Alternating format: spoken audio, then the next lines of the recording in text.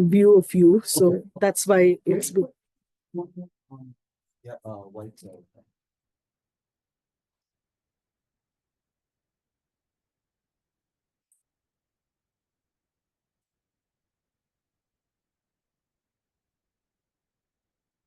Yeah, when it comes to a logical pause. Okay. Okay. Testing. Everyone can see and hear on the Zoom. Oh, hi, Fiona. Hi, Venerable. Yes, can see and Nice. hear you. Oh, Nicole. Hi. Okay, great. Okay, so we'll get started. And I'll, yeah, first pay homage to the Buddha. Sangha.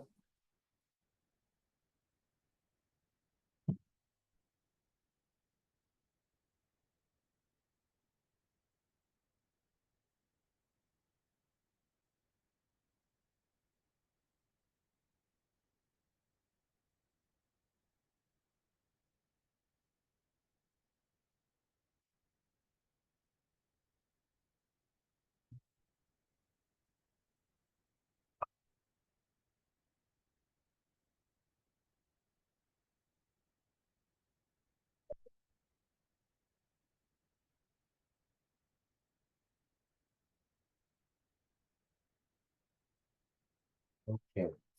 Is this on? Yeah. I think maybe this is my, yeah. No. Testing. Yeah. Okay. So hello everyone.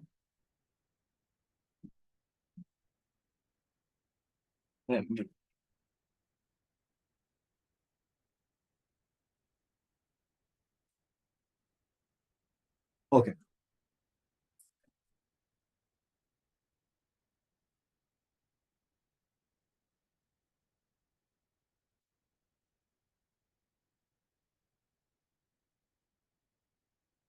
All right. So hello and welcome. Sorry for the late start.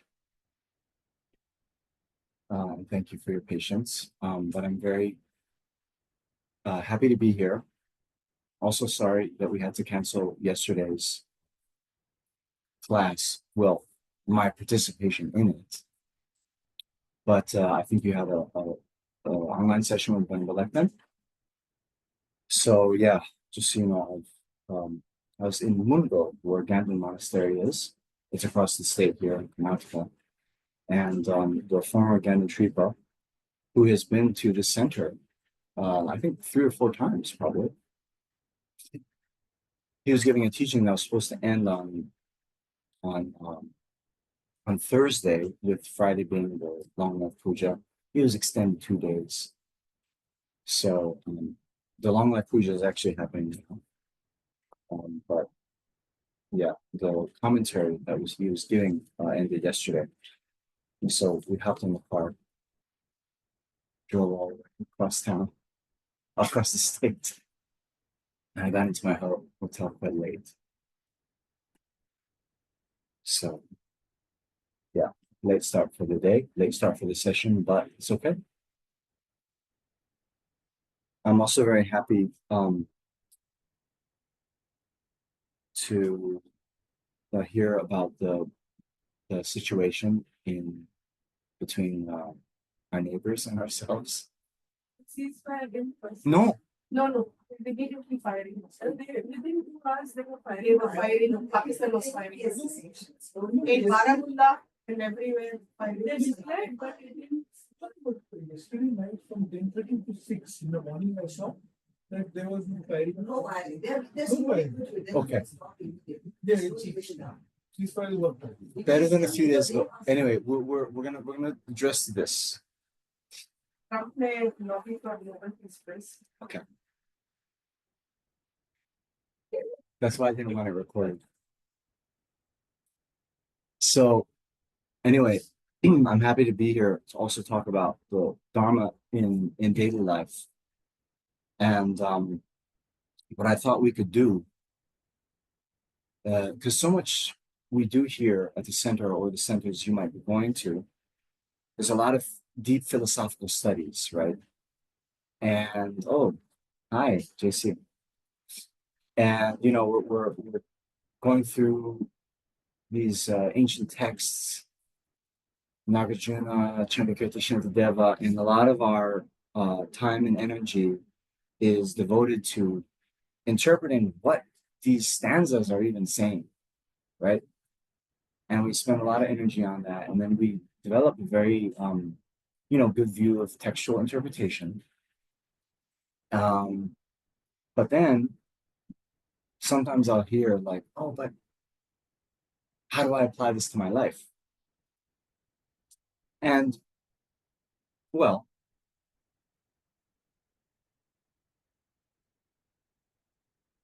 that's the really important thing, you know, that's the very important thing. And this is what our late guru, Lama Zopa Rinpoche, was always sort of emphasizing. Um,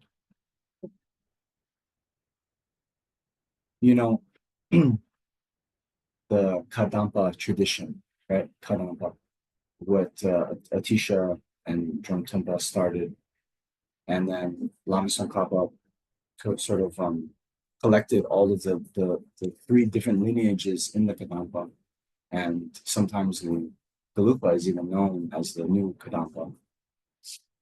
But in any case, Kadampa, the meaning, the etymology of that lineage is Ka being word of the Buddha or teaching. Dampa, it's like a instruction, right? A holy instruction. So the Kadampas were very famous to treat even a word of the Buddha. Even there's a text and a page got ripped a little bit and there's just one syllable, they would put it on their head and put it into a high place. And whatever kind of teachings they would receive, they would put that into practice immediately. There's a very famous story. This Tibetan master, this Guntang Rinpoche, but he was reading a text on Vinaya, the monastic discipline, and when he was reading it, he was on like a kind of a yak skin kind of carpet or something to sit. And then he was reading in the commentary, and that's not allowed for monks. So immediately he took it and he threw it away, right? And you can imagine the cold is quite ground. The cold is quite ground. Good morning. The ground is quite cold. I spent all this time, sorry for the Zoom people, before we started the Zoom, or when I got here, I made some AeroPress coffee. Another advantage of coming in person and coming on time is the people here got an AeroPress coffee workshop. But then after all that effort, I didn't even drink it yet. I just put it on the table, which is actually a very good analogy. I'll come back to Kuntang Rinpoche's story, but let me have a coffee first. Omahunu.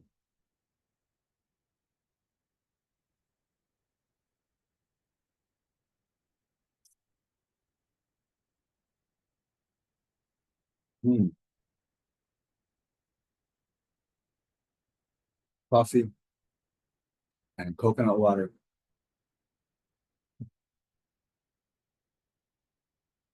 Very nice. Mixed, yeah. Yeah. Like winter coffee or summer coffee. Yeah. Okay, so Guntang Rinpoche then, right? He keeps reading. And then a few pages later, he reads, oh, there's an exception. If you're in these kind of border countries, they call it, then you can sit on the animal skins. So then he retrieves his thing and puts it back in. But so good, right? Like so many times we we hear are, or people will tell me, oh yeah. Now, I'm in the study program, but later I really want the time to practice. Okay. Well, point is,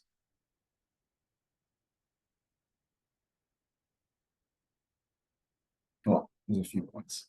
One is, with anything we're trying to do, if it's worth doing, then start now, right?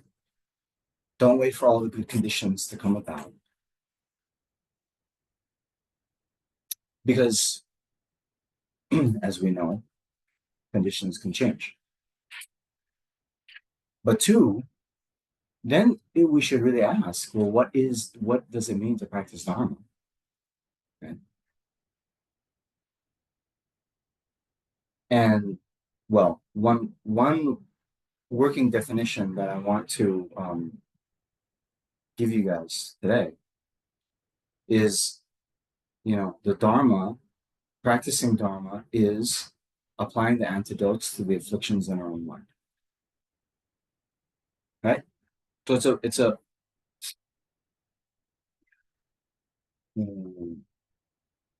what means it's not an outwardly thing, right? You can be, sitting full lotus posture in some kind of position, eyes closed, and you'll be reciting mantras, you can be doing the prostrations or whatever. But whether that is becoming a antidote to your afflictions, that's the real kind of litmus test whether you're practicing Dharma or not. With the retreats, sometimes you're reciting 100,000 mantras, 600,000 mantras. So there's a Tibetan saying,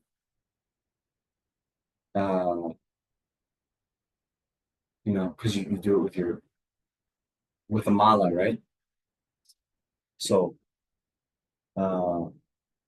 it's like wear out your fingernails, but don't wear out your afflictions. This is the warning for us. Those mantra retreats, all we do can just be some finger exercise, but we're not actually wearing out all our afflictions. Anyway, so how then we transform and can start to practice Dharma now? You guys know, I hope. It's well, one is watching our mind and seeing what's there. When an affliction arises, apply the antidote. That's the actual Dharma practice. I think, Shantideva, he beseeches us in Bodhisattva Charivatya to guard mindfulness.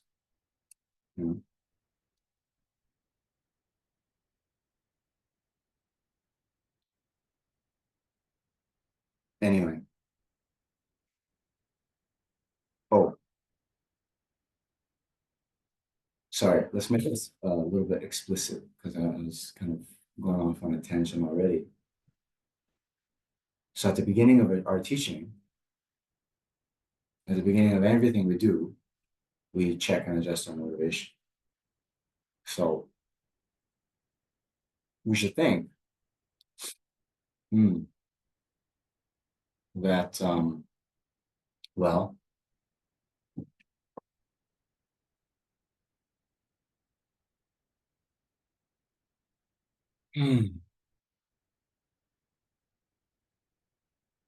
what should we think about today? Let's do it in a little bit different way than I normally do. Well, actually, I'll first start with this. So I was translating in Mungo, and every day the former Ganon Tripa he would give a quite standard adjusting the motivation at the beginning of the teaching, but very complete. So what he would say is, now that we've attained this precious basis of a human rebirth, or maybe the basis of a precious human rebirth,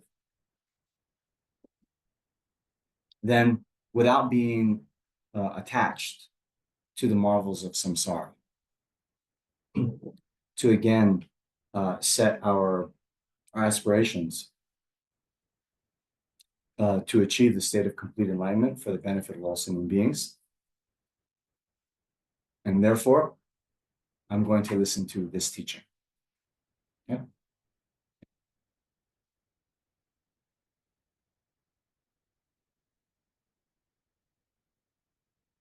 So let's work with that.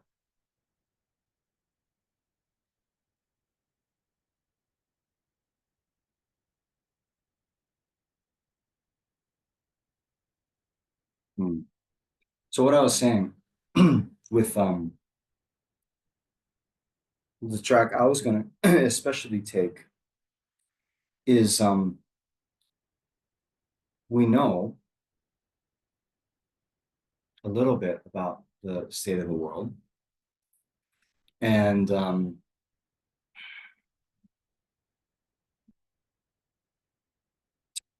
had actually prepared a list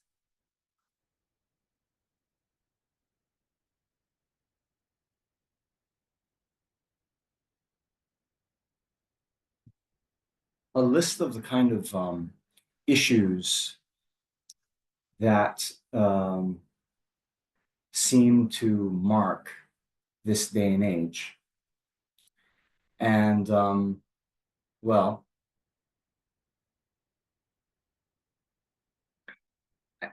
my hypothesis is, right, if one is just a little bit mindful, right, and you've heard some Dharma teachings, you know a lot of the concepts, and then you go through life and you're mindful about what's going on in your mind, you'll be able to apply the Dharma.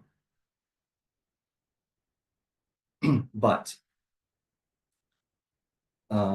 sometimes it's also good to have like the explicit connections being made between things, and then it can draw some kind of aha moments. Yeah. So that's what I'm going to try to do. So sorry, I made a few notes. So what do you think about this list, right?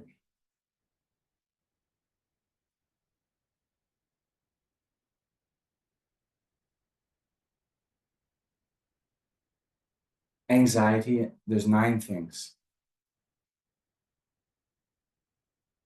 Anxiety and uncertainty, polarization and anger, despair and hopelessness, loneliness and disconnection, compassion, fatigue, and burnout, loss of meaning and purpose, overwhelm and information overload. Can I add one? Please. Grief. Grief. Very nice.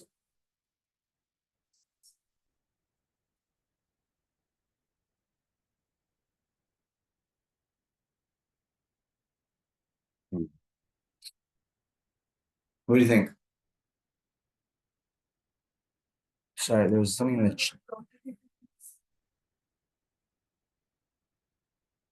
someone is nice. Okay, Nicole likes the list. And then we also have someone in person here saying competitiveness. Yeah, okay.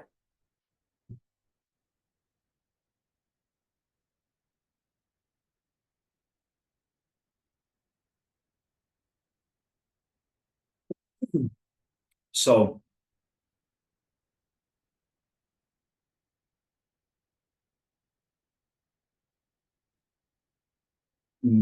what I wanted to do is, yeah, see how much of that list we can go through. But as I mentioned at the beginning, the core practice for our daily life is the mindfulness.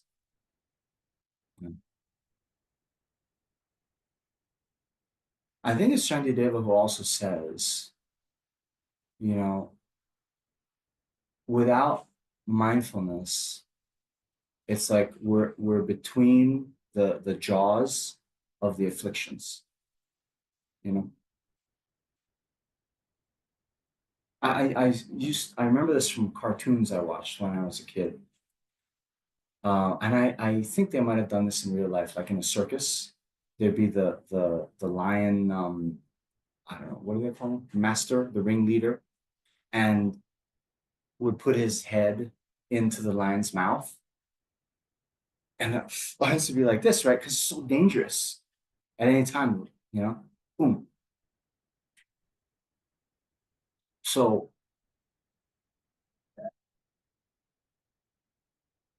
much, much, much, much more dangerous than that is living without mindfulness. Because as they say, right?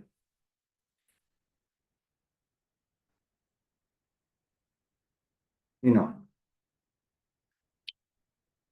um,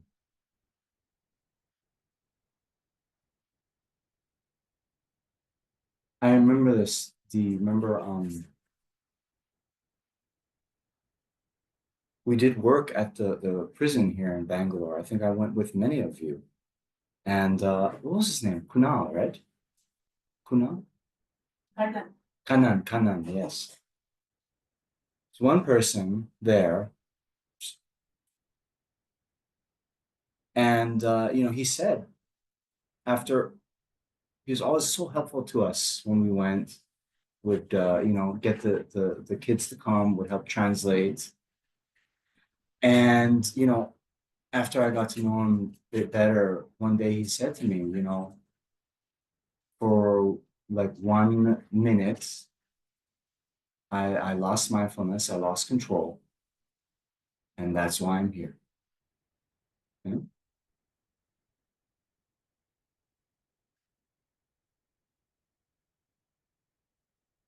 So when the afflictions arise to apply the antidotes, that's our Dharma practice, right? Then in that way, you know, it's not just some intellectual exercise. It's not some esoteric practice. Um, this is uh, this is the practice.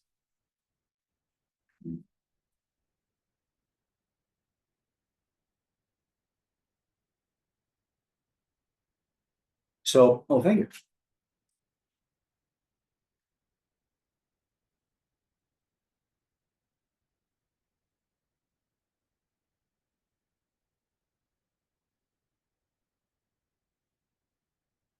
Fiona has mentioned that to the list, identity crisis, loss of touch with oneself.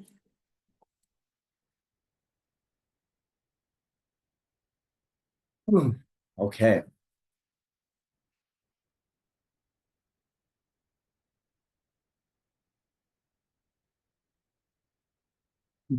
So,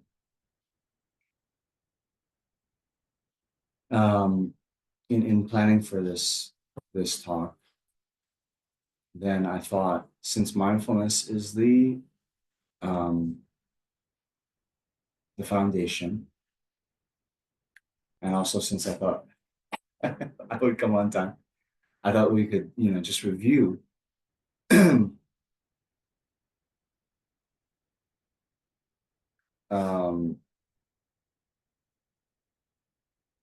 and sorry, some of the people on the Zoom, are you guys new?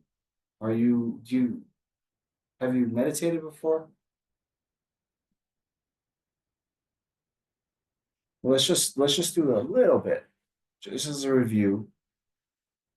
And then I'm gonna talk about the practice, and then I'm gonna talk about this list of issues. Okay. So the mechanics is actually quite simple. Get into a comfortable position, sitting up relatively straight, you know, and the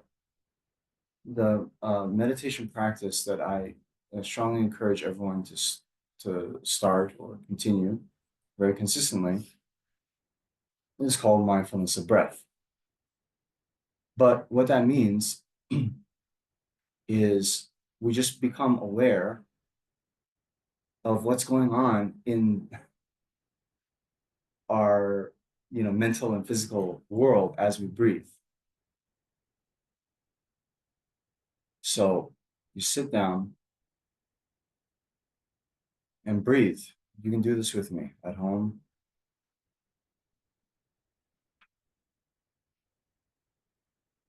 And as you breathe, what do you notice in your body? What are the kind of fluctuations associated with your breath? Meaning, some of you might feel the rising and falling of your abdomen. Some of you might feel the chest expanding and contracting. Some of you might feel the air as it passes over the skin, around the nostrils, upper lip.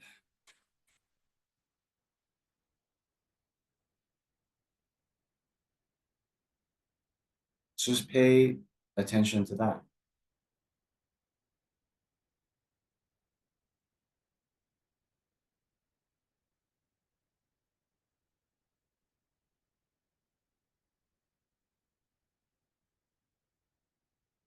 Be mindful, be aware of the whole duration of the breath. And I find that trying to be aware of the very split second when the inhalation becomes the exhalation and vice versa is very helpful for that. It's also helpful to count the breaths after each exhalation, count one, inhale, exhale, count two, and so forth.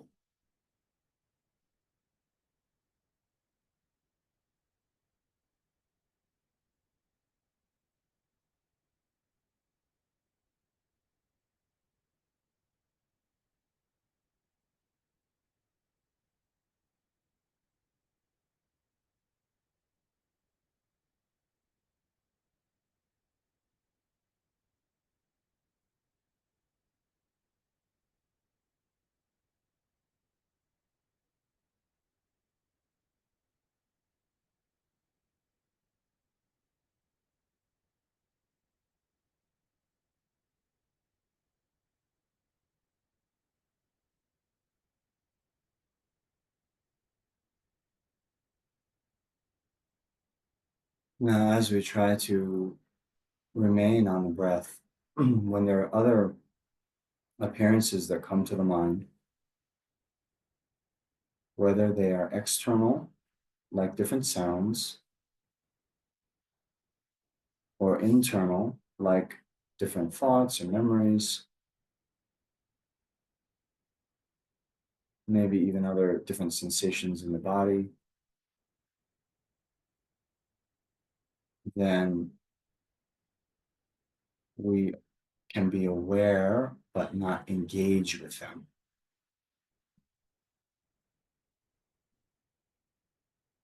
And we remain focused on the breath.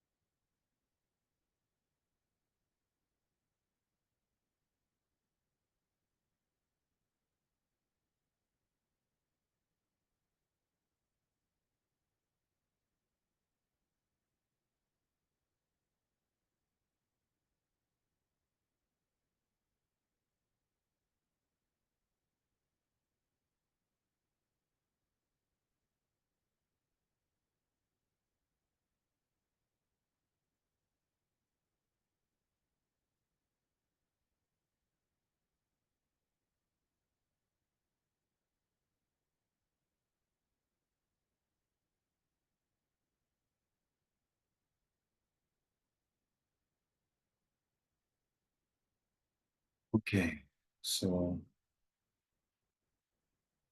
we can end the meditation there. So bring your awareness back to the room gently.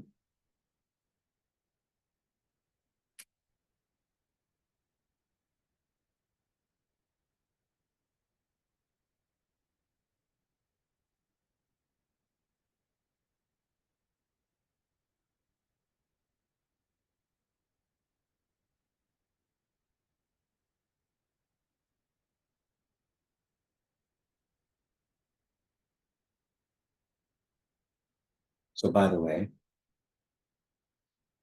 anxiety was on our list. Yeah.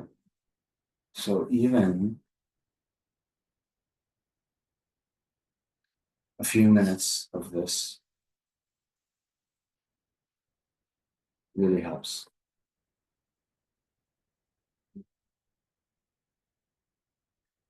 And I'll start to, yeah, I'll say this now, but it's very good to, build even just what we did. What was that? Maybe 4 or 5 minutes? Yeah. Build that into your day. In the morning, right when you get up,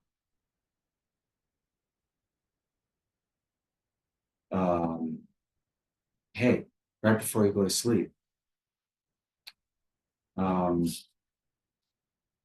This was on my personal list, but like, getting poor sleep.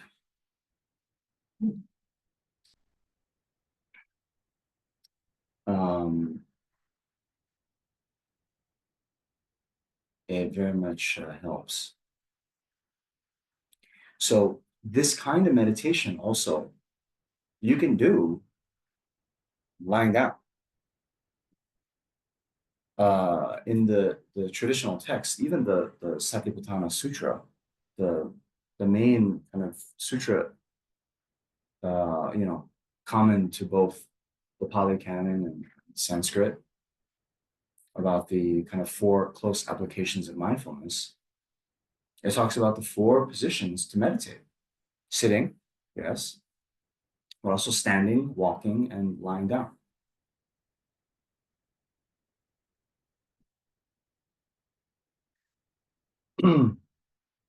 Since we were talking about anxiety, I have to admit, during all that, remember COVID? During the COVID lockdowns, and uh, I was stuck in Nepal when the travel was blocked.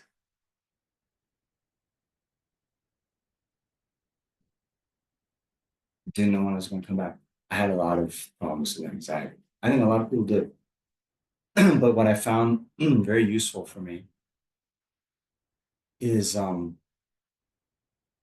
yes, this mindfulness of breath, but I also combined it with what they call, um,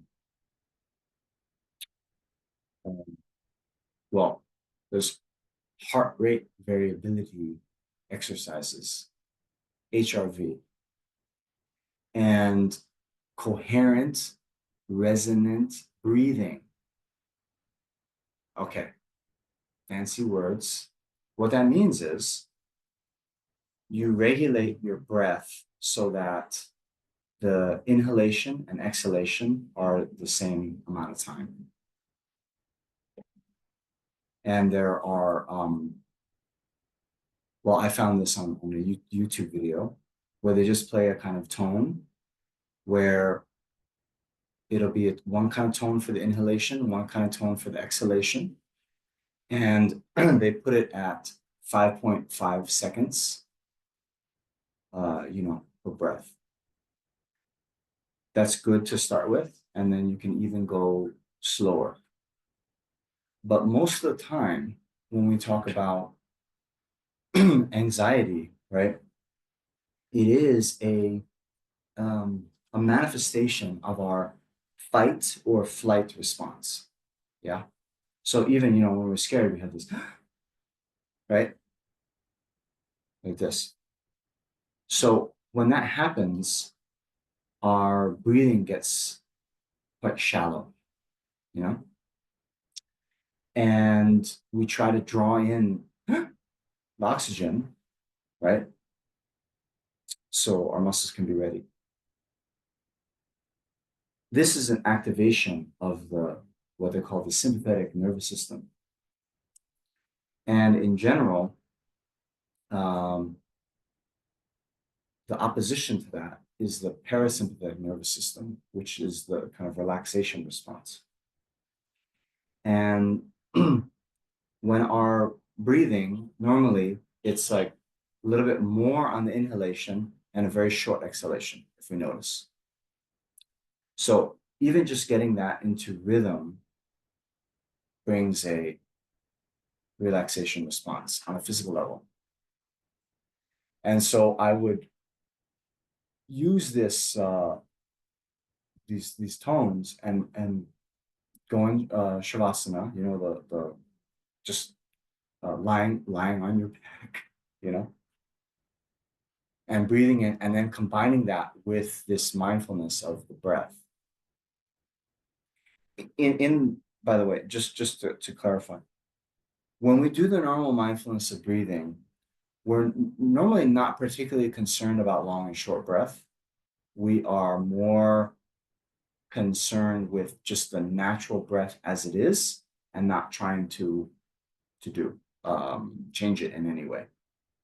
But in other practices, you know, like pranayama, there is a more active kind of protocols that we use to control the breath, you know. And there is a place and a time for that, for sure. So I'm sharing one very, you know, simple one where it is trying to have the in and out breath even. There are others you can also find helpful, because the longer the exhalation, then there's more of a relaxation response. So another protocol that's very highly recommended and researched is the 4-7-8 technique. Breathing in for 4 counts, holding it for 7, and then exhaling for 8. And you know, Only the alternate nostril yes. breathing to be the most calming. Mm. During, I mean, I have anxiety and such. So Yeah. it's really calming. Yeah. And also the Sudarshan Kriya that is taught by Sri Ravi Shankar. Okay. Which I feel is what you're talking about here in the hard hit way. Yeah. Because it goes in 3 separate breaths. One is they give you the prayer is so calming. The way Yeah. you say one is slow. So Yeah. it goes slow, Mm. Yeah. and they go medium pace. So I see. and then the last one is very fast. Ale. And that you have to do 3 rounds of to kind of Mm. Right. Yeah. So there are many. So this 4-7-8 has also, you know, it's gotten some talk in Western you know, media. There's a very famous doctor, Whale, Wiel, maybe his first name starts with an R. Raymond Whale, maybe? I'm not sure. Simon? Anyway, he's you know, tried to popularize this 4-7-8 technique. And then the another one that I also have come across and have found quite useful as well. Some of you might know Dr. Andrew Huberman, but he popularized what's called the physiological sigh.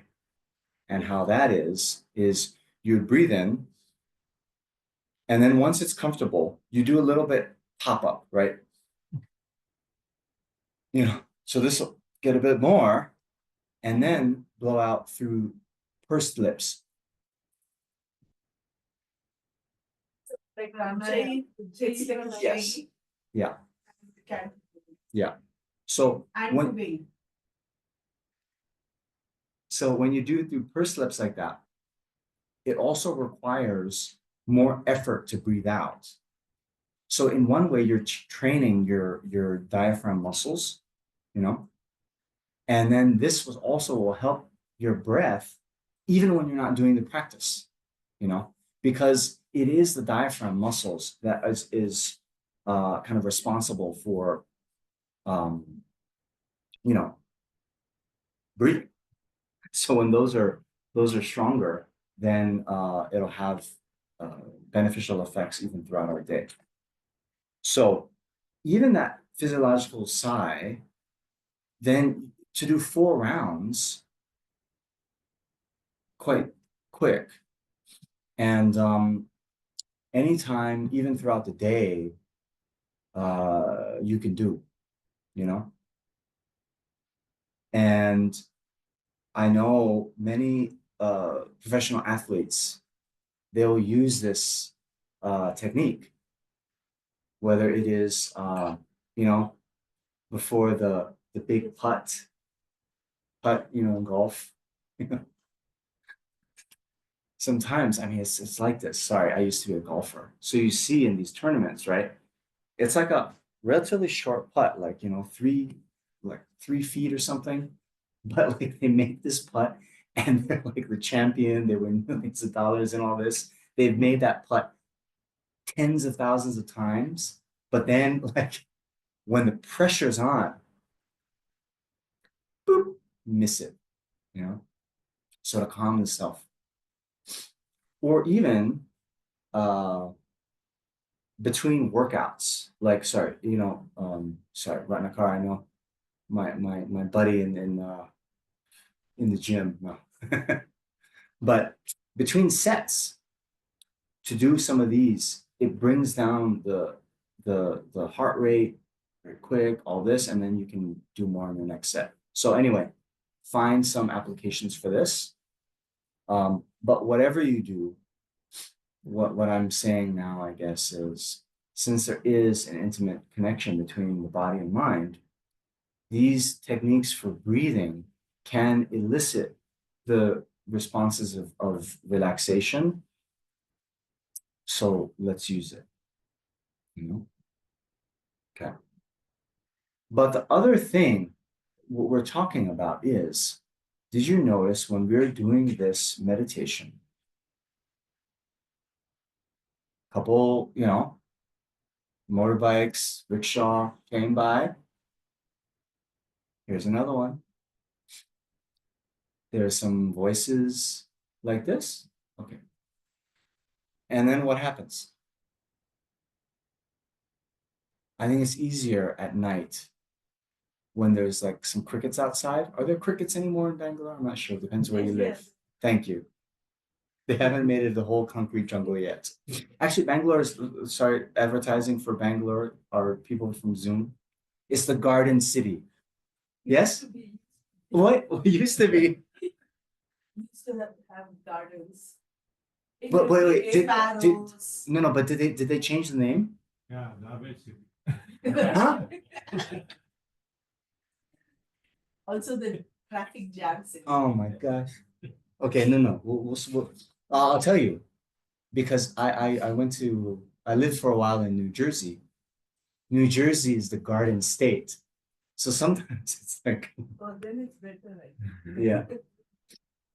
Anyway, the point is, with these crickets at night, it's quite okay, right? Can you imagine? Or maybe a little bird chirping. Not bad. So there is something else that's coming up. We're aware of it, but we're not going after it, right? We're not chasing after it. But sometimes this would happen, you know? If someone had come, like, say, to the window, or sometimes this happens here, in the middle of a meditation session, someone hasn't put their phone on silent and their phone is ringing, what happens? We still have that audio stimuli. And then I can't believe they didn't, turn off their phone. And then they let it ring like 3-4 times. Why haven't they? Like, we have this whole story, right?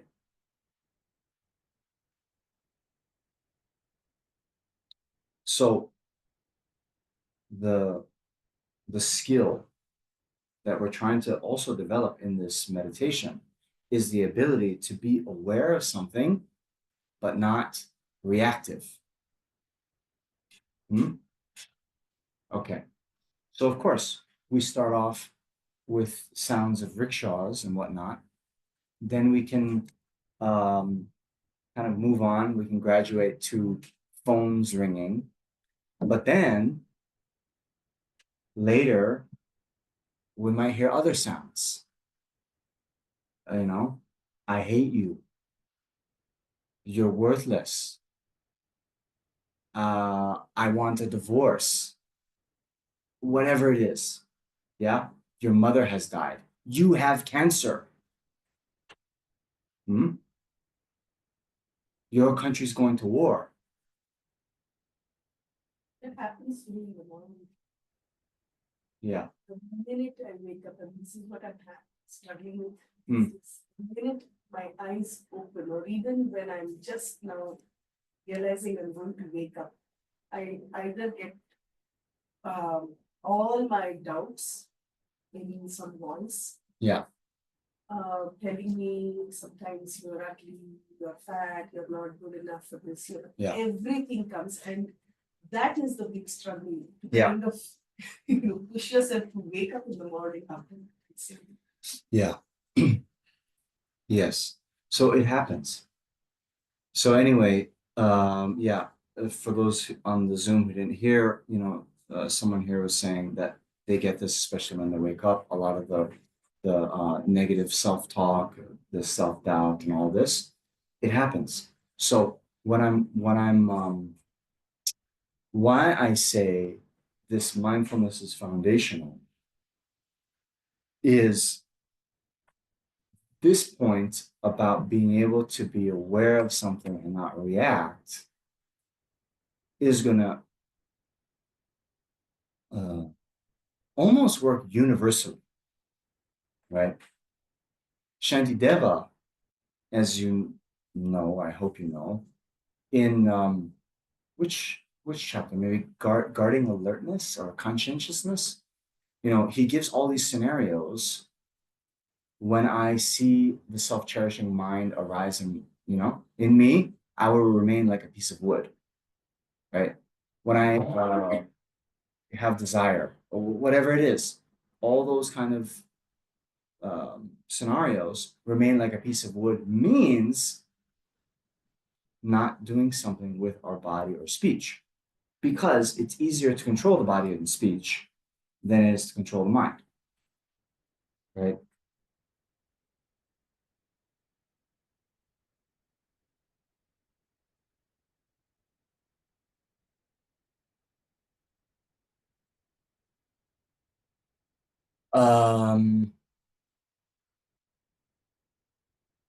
So yeah, if we, on the other hand, give into that, right? If we give in to the negative self-talk, for example, then it's not just,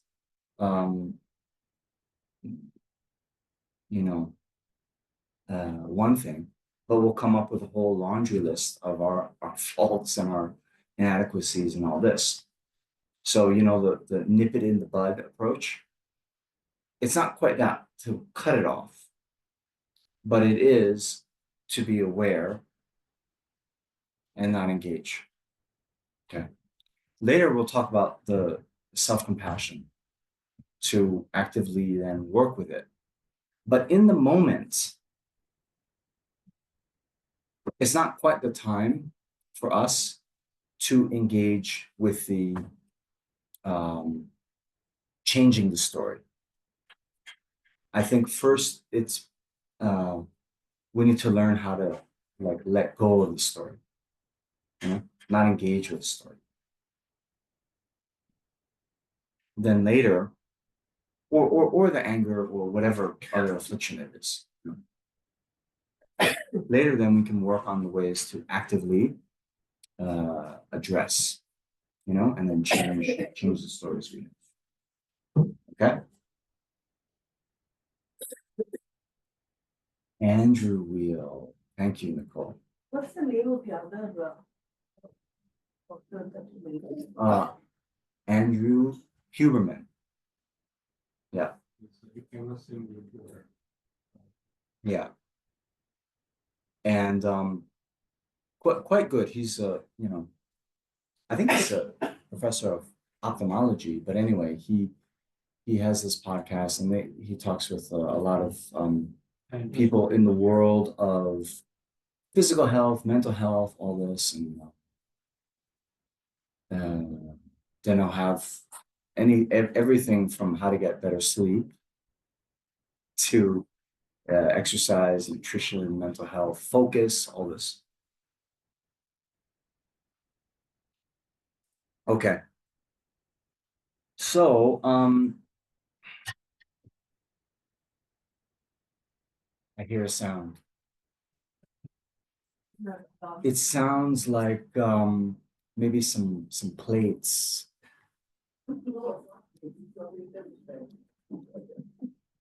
So another reason to come in person here in CKSL Bangalore, we have snacks. And sadhana for so many years has been very helpful and diligent in preparing the beautiful snacks for us. I hear some murmuring because she hears me talk about her and she's saying something back, but I have the microphone and you don't. So Sana, are we ready for snack time? Okay. So my friends on Zoom, you can have a snack.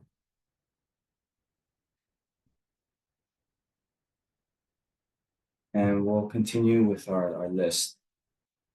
So we covered the foundation and we covered the kind of most important things I wanted to say about the mindfulness. But point is, very good to do on a daily basis, morning and right before bed. And then before bed also to do lying down. It's okay, no worries. And then throughout the day, even to incorporate some of these active breathing exercises can be quite good. Yeah. Okay, so maybe what? Son, are we ready? 10 minutes? Okay.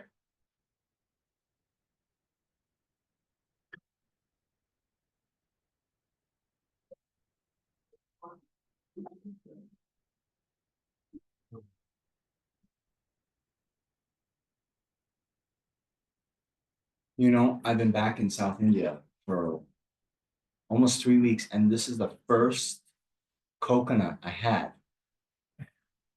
So thank you. What was I thinking? Great. Okay. Started. Thank you. All right. So we're back.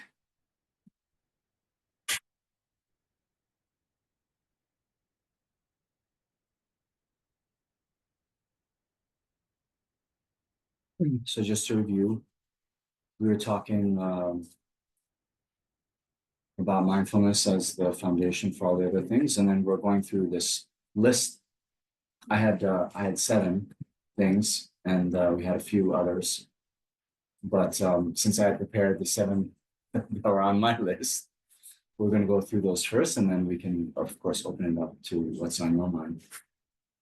And then in my list, the first was anxiety, uncertainty, all this.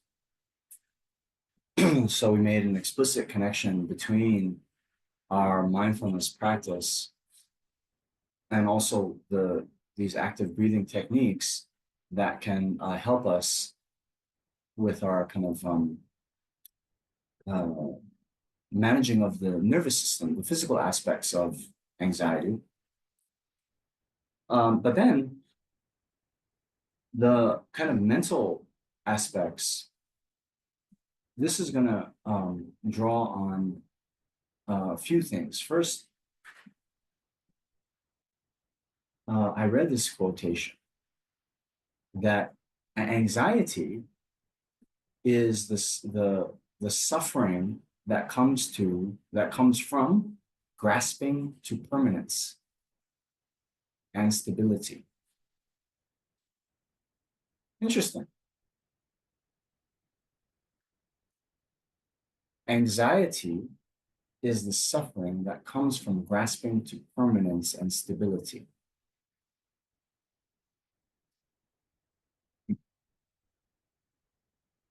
So most of the time, anxiety is coming from, future events, these kind of calamities that might happen.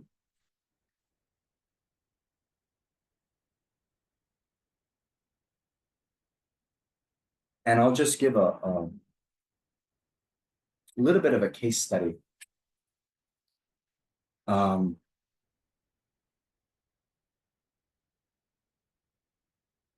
Because I tell you, what prompted my first big encounter with anxiety was during the COVID lockdowns and the uncertainty of where I could travel or not travel, where I was going to get sick and all this. I will say this very timely. I'm not going to mention who, but someone just a few days ago, so it's what, May 11th, a few days ago, told me I should leave India and go back to the US. Yes, they told me. They said that the situation here is deteriorating rapidly. Leave now. Get on the next plane. Okay. My plan, by the way, I'm flying to Delhi tomorrow. And then I'm going up to Dharamsala. Dharamsala's airport is closed at the moment, but I was going to take the bus anyway for environmental reasons. You can take a train up to that Bangalore. Yes, yeah. So there are ways to go. My travel agents here. So anyway, they were like, do not even think about going up to Dharamsala, all this. So I'm using this as a case study, right? There can be some uncertainty. There is a lot of uncertainty in the world, right? What is going to happen, all this. Now, I'll tell you, my first response was, what are you talking about? Come on. I'm going up to Tushita. I'm going where His Holiness is living, right? So there's always a balance, I think, that we need to have between recognizing the potential risks and uncertainties and managing for that, and then being so alarmist that we just automatically assume worst case scenario. And in this case, what that would mean is, well, let's see what that would mean. So I went through this mental process in my head. Okay.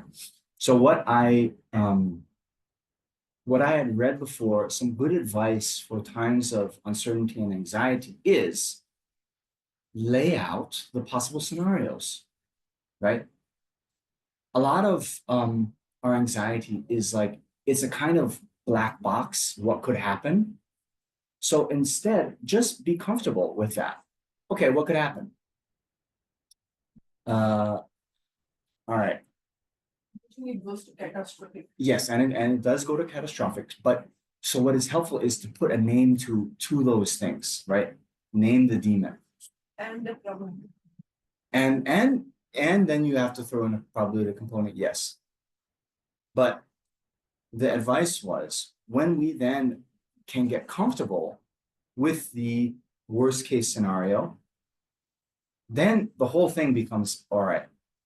And what I determined for the worst case scenario, which of course, maybe technically speaking is not the worst case, but I thought, even if I go up to Dharamsala, I'm doing retreat, even if something happens and they close transportation, just like what happened in COVID, I would be in Lama Zopa Rinpoche's house in Tushita, Dharamsala, this very blessed place, on retreat. And they're not going to push you out. So I'm like, okay, that's not so bad. What was, in hindsight, what was difficult for me during the COVID lockdown is, yes, I was in a very blessed place. I was in Maratika, this Guru Rinpoche holy place in Nepal, in the mountains. But I didn't know how long I was going to be there, right? And so that level, if they had told me at the beginning, hey, you're going to be here for 6 months, I would have been like, cool, and like really get into retreat. But it was that, the kind of constant uncertainty that I wasn't able to kind of come to terms with that, in hindsight, of course, made things worse. So anyway, you get me? Come up with those lists of what can happen. Get the worst case scenario, become comfortable with that. Okay. Then I thought, okay, well, even if I am traveling, right? This is a few days ago, so I was in Mungod. Then I knew I'm going to go Mungod to Bangalore, Bangalore to Delhi, Delhi to Dharamsala. If in the time in between situation, worsens or, my flight get canceled, then I can respond then, right? But what I thought was, all right, I'm going to go step by step and be responsive to new information that comes in, Then it's a kind of, you're working with a lot of if-then statements, but then you have an idea. Okay, I see these on the potential horizon. Okay, I'm kind of ready. I'm mentally prepared that if I'm in Bangalore and then airports close, I can't go to Delhi, what will I do? If I'm in Delhi and then I can't go on to Dharamsala, what will I do? If I'm in Dharamsala and when I can't come back, what can I do? Right? So this kind of flexibility of the mind is helped when we don't have strong clinging, right? If I had such strong clinging, I must go to Dharmasala for the retreat. It's going to be so nice and to do retreat in Tushita, right? Then I might even, make the wrong decision. They violate close things and I'd be like, no. I'll hire like whatever, a taxi to go, whatever, No. And then I also was looking at, okay, if I can't go to retreat in Tushita, all right, I'll go to Kopan early, do retreat there. I'll do this, I'll do that, right? So anyway, point is, this was a case study of what I just went through, and then whatever is giving you anxiety, right? You can also do the same.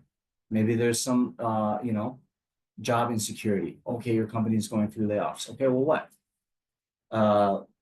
If you're able to stay, if you're laid off, what can you do? This, and then just kind of mentally build that out. I think it can help.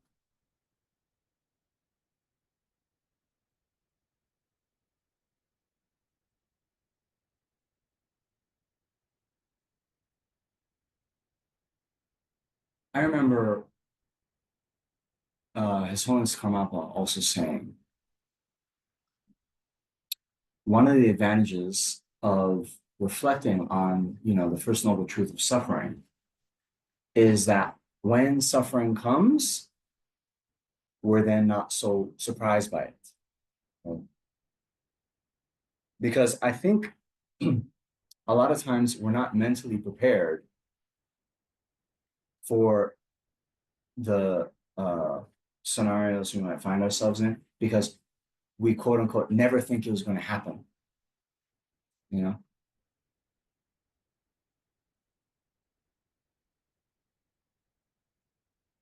So sometimes I hear from people in the beginner's course how they come to see Buddhism as being very pessimistic because there's this great emphasis on suffering, right?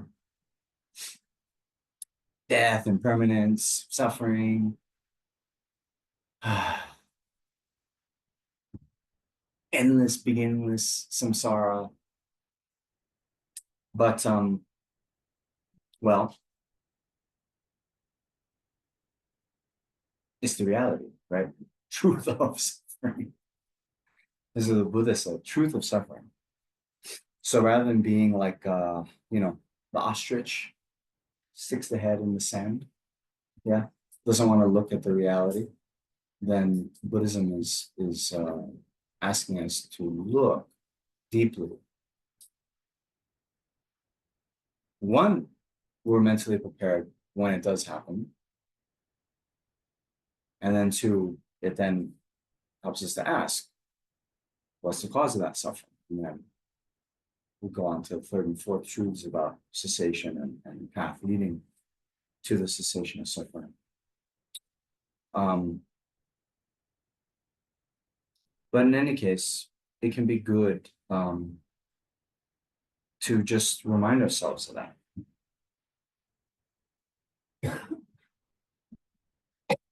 It says in one of the Vinaya texts, right? That all meetings end in separation, right? All birth ends in death. Everything that's high, you know, reaching a high position will eventually go low.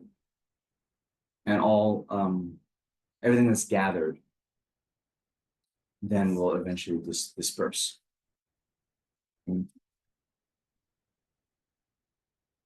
So, you know, even that can be seen in a few different ways, right? I think the positive way to look at it is even say for our relationships.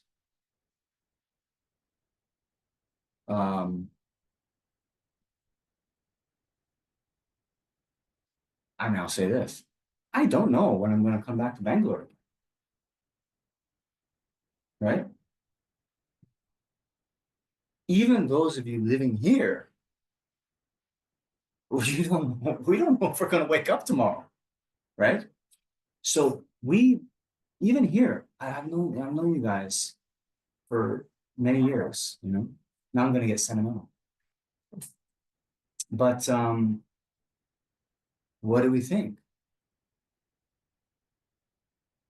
That recognition of the impermanence, it can lead us then to think, wow, you know, this might be the last time we meet each other. So let's be kind to each other. Let's have a nice time. Let's do something positive, right? Even then, you know, we're meeting our friend or family, something like this. That recognition that every meeting could be our last. Then the next question comes, well, given that this might be our last time we're together, how do we want to spend that time? Right? And I think a lot of the this can happen in some of the family situations I find myself in. By the way,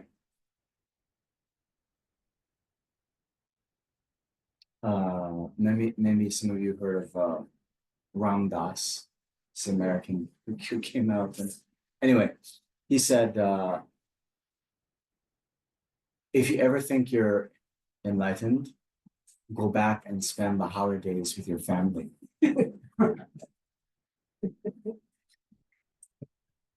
was kind of like that. I've had the good fortune to go back to visit my family, and then, you know, uh, this year especially. Okay, I'm not sure we'll watch this video, but okay, I'll tell you, I'll keep it a secret. So I have two brothers, and they live on the west coast of the U.S., and my mother lives in Hawaii. And so since I just wanted a break, in previous years, I would go make this big kind of tour. I'd go to Washington, go down to, California, visit this and that, all of my aunts, uncles, blah, and then Hawaii. And then like, it would be a lot. It'd be a lot of like travel. So this year I said, okay, I need a break. I'm just going back to Hawaii, get some nature time, get some, fun in the sun. So then I tell my brothers this. Oh, I'll come out to Hawaii when you're there so we can spend time together. Okay. What am I going to say, right? No, don't come. I don't want to see you. You can't say that. And then my other brother. Oh, yeah. We can all be together. Okay. It's fine. It's good. But then that's my brother calling. I'm joking.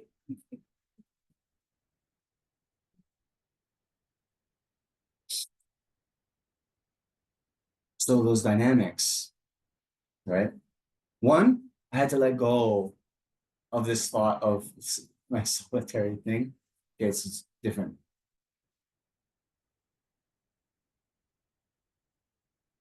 But then, do notice some of the same patterns that was happening, from when we were growing up together.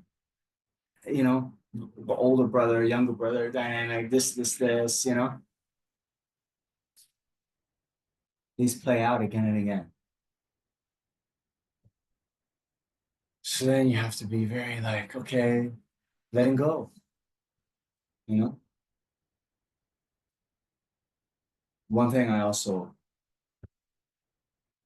noticed, and it's a tip.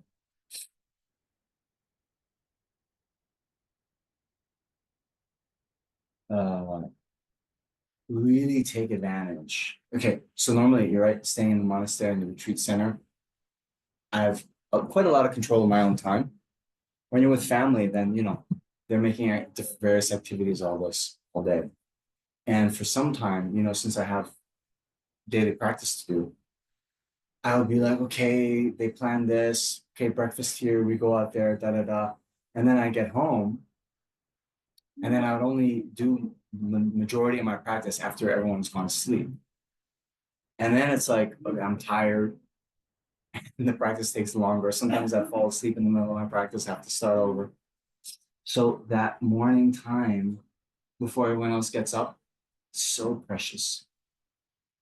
So precious. I think those of you, who have work and family obligations, normally this would apply to you all year round, right? So really cherish and protect that morning time. Right when you wake up, do that time for your practice. That means before you go on social media, before you check this and check that, right? Before you check what the stock market is doing, right? Then you have your time, you've invested in yourself, and it's going to give you the resiliency to then face the rest of your day. Okay.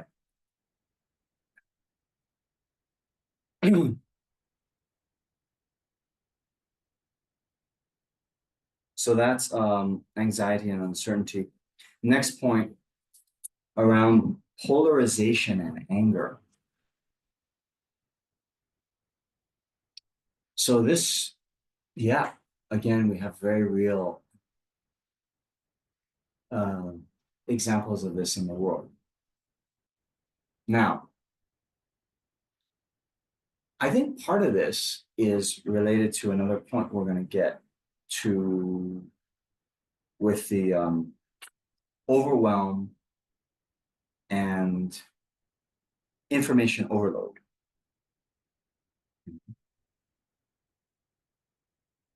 Because you see, nowadays, I'm not sure you've seen articles that refer to this age as the attention economy, right? The attention economy.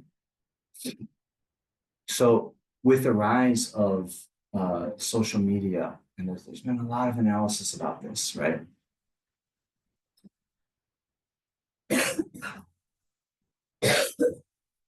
Very smart people at Facebook, Meta, Twitter, or X, whatever you want to call it, right? They've studied psychology very, very well. And they've designed these apps to pull you in and keep you there. Instagram, yeah, all that. So it is sort of widely studied and known. Okay, so there's a saying. If the service is free, the product is you. So actually the customers of these social media companies, the advertisers. Then these companies, they're gathering all kinds of information about you so they can tailor their offering, which is your attention. So they'll even, then these advertisers, they can highly specify who they're wanting to target. So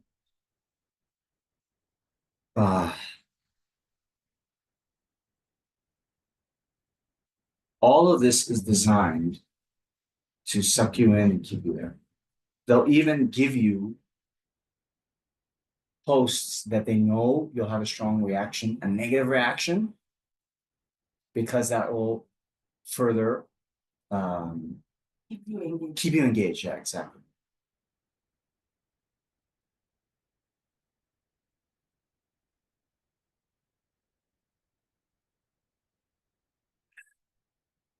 So there's been a movement in response to this about the digital detox, right? And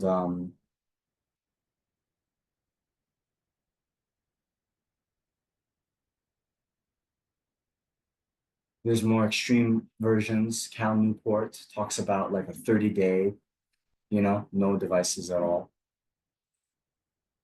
You can look in that. I more recently, actually, I learned this first during COVID time. I also went on a digital detox because I was following too much news. And then when I was reading, they would just go into this, doom scrolling, right? So I said, you know what, forget that. And I stopped, and it very much helped. So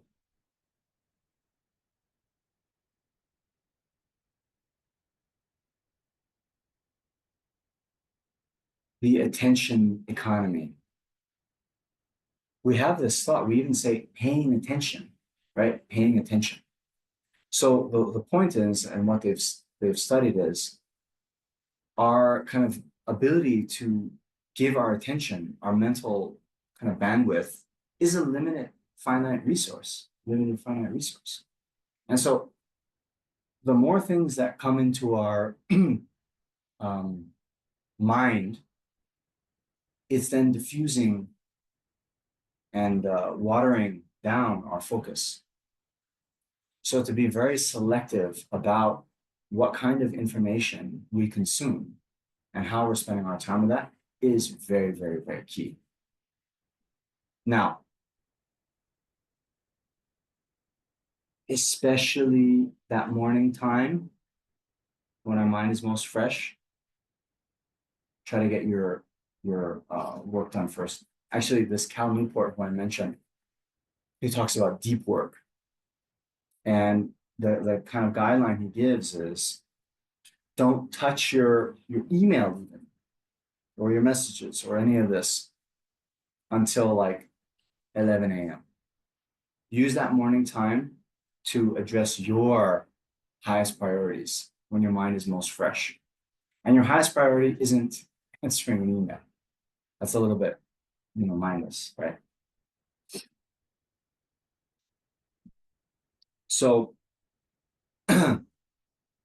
yeah,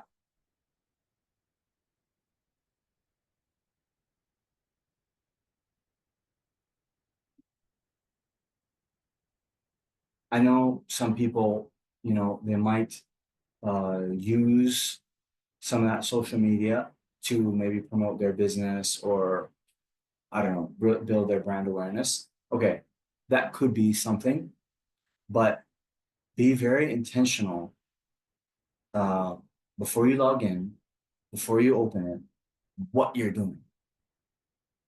And then if you're like, okay, I'm going to advertise my whatever, you go in, you log in, you post that, and then you're out.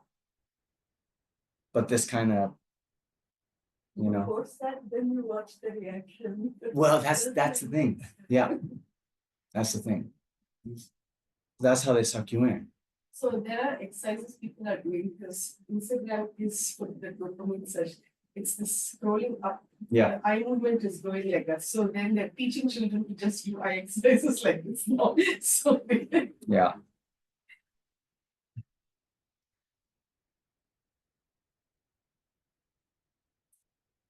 I mean, yeah. Reminds me of a funny story. When I was back in the US, I don't know, my I think my brother, he actually showed me a like a physical picture, and I did this. I was like trying to zoom in like on that picture. I was like, oh my gosh. I mean, this is just how they've gotten us,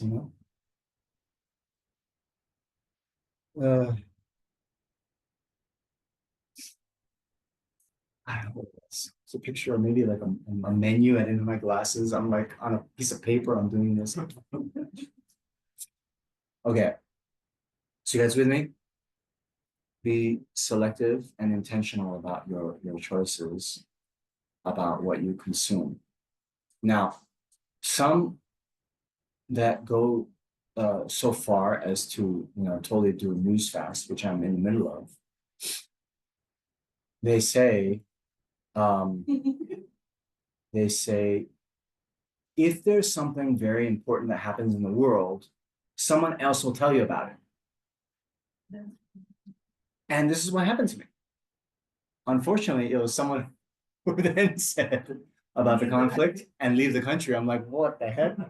So then I had to, do a little bit of research, and then I came up with this plan. But in general, this is something you have to kind of sense for yourself. If you've noticed you've been spending too much time in whatever, then this kind of dopamine reset, which they also talk about, it's good to do a cold turkey. And then after 30 days, you kind of get back into it. If you aren't that much problematic right now, you could see and just say, all right, no social media before 11 a.m. You can see. Other strategies would be, okay, I'm only going to check messages twice a day. What do they find? Like most kids now, they like open their phone 200 times, right? more than 3 4 hours. Yeah, and however many hours a day. So also to turn off notifications, which I found very helpful, like this. There are apps that make this function. Yeah, there are also apps, Opal being one of them. Yeah, I did the thing it's very helpful, where I went onto the settings and I made the entire full monochrome. yes, And when I made it monochrome, nothing in my phone appeared to me except messages and the phone book. So yeah, that's also good. Some phones have that bedtime mode. If you turn into monochrome. Yeah. And also do not disturb. do not disturb is on. Yeah. So all these things, very good. So they're talking about like the technological answers to the problems that technology created. So I'm a little skeptical of that in general, because they even found, they did a study that even your phone is in airplane mode, but it's in the same room, there's some diffusion of attention compared to it being in another room. Amazing. This is also why it's scary is the other day I just thought I need to get a new phone. Yeah. Like one of the I woke up and I thought today I must buy a new phone. Yeah. A Samsung Galaxy One, which is a little expensive. I can buy it now. And that's it. I thought about it. Then I went onto my phone. It said Samsung Galaxy prices slashed. And I found it to be so scary. The AI things are already. Yes. So this is why also we should wake up, meditate, and then we'll get, how to generate bodhicitta, that'd be useful. Let's talk to those tech guys. Okay. Anyway, I think you get me. And there's been a lot of research about this. I'm looking at the time and we're running a bit short. So that's what I wanted to say about overwhelm, information overload, right? When we get overwhelmed by something, best thing is, like they say, too many balls in the air, one is going to drop. So be very selective. Some of the people recommend a full news fast. That can be helpful, but look at your own situation. Okay. But whatever it is, please try to do with intention, and at the very least, set limits. Sometimes it can be like, you know what, I just want to scroll. I want that dopamine hit. Okay, but let's say 5 minutes. I also says I am on a news fast since a decade. wow. It thought it is important. That's what they call a flex. No, I'm joking. No, I'm very, very, very proud of you. Yeah, I've been maybe, 7 days again. And in these 7 days, like a war almost broke out. So it didn't really For 1 year. Yeah. And for last 8 years, I'm not on social media. Yeah. So I still am not on social media. And I have it as a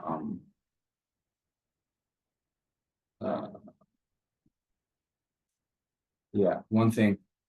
Anyway, we're kind of running out of time. I think we get that, right? So just to just sum up, then to be selective and intentional about what we're doing with the technology is also very good. Yeah.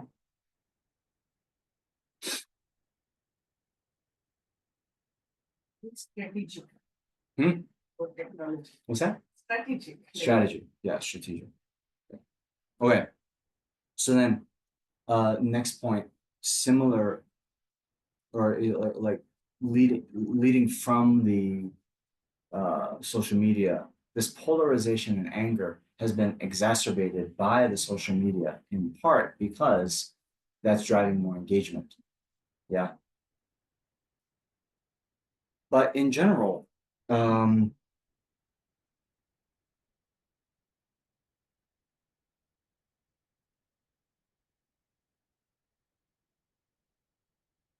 mind training teachings, I think, are very, very helpful with this as well.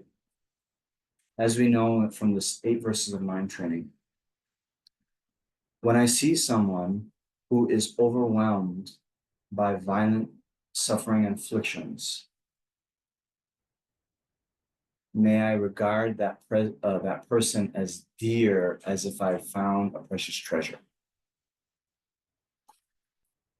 Yeah, remember that? 8 verses of mind training. So whether we hear about whoever in the news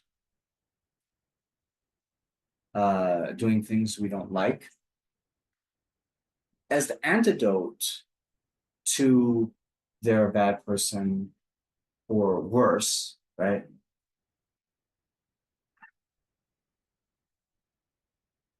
From the Mahayana perspective, right? From a bodhisattva's perspective, bodhisattva thinking that the purpose of their life is to free all sentient beings from their suffering, okay, yes, means to free all sentient beings from their afflictions.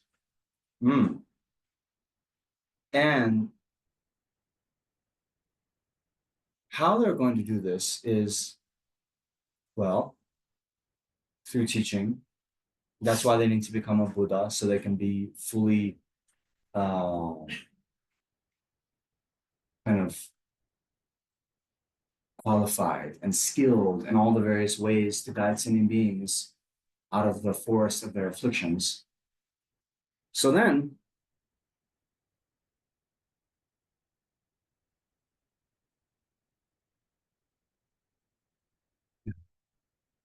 the compassion is dependent on a suffering sentient being, right? So then, when we see a suffering sentient being, when we see someone overwhelmed by, negative actions, afflictions, and so forth, it's a reminder of our biggest purpose in life. And it can be like, wow, this is why I have to be enlightened. So I used to say this, that I had as aspiration when the conflict in Ukraine broke out. I said, I'm going to teach Vladimir Putin about bodhicitta. Yeah. Yeah, no, but this is how we should think, right? We hear about whatever, some bombing happens. And instead of, oh, I want to retaliate, I want to bomb, you think, oh, I want to teach the people about compassion. I want to teach them about, non-harming. I want to teach them about bodhicitta. I'm going to do that, Then, just our relationship with the world changes. These categories of the friend, enemy, stranger, it says in the practice of trying to develop equanimity means to reduce those strong labels of friend, enemy, stranger. One of the advices is to try to just, as a thought experiment, put yourself in this kind of sandals of the Buddha.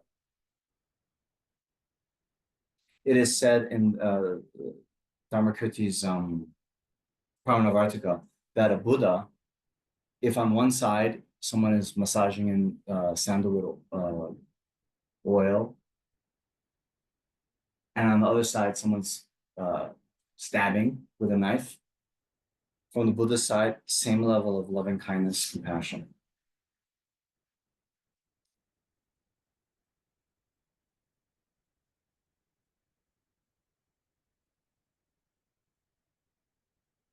So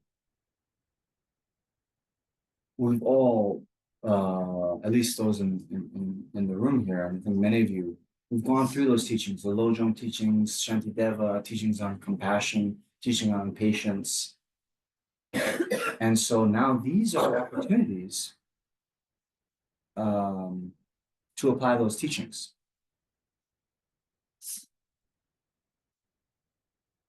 Shantideva says, you know, if everyone treated us like the Buddha, we would have no opportunity to practice compassion. Sorry, practice patience. So in one level, it is the existence of people that harm us that enable us to practice patience. It's the existence of suffering sentient beings that enable us to practice compassion.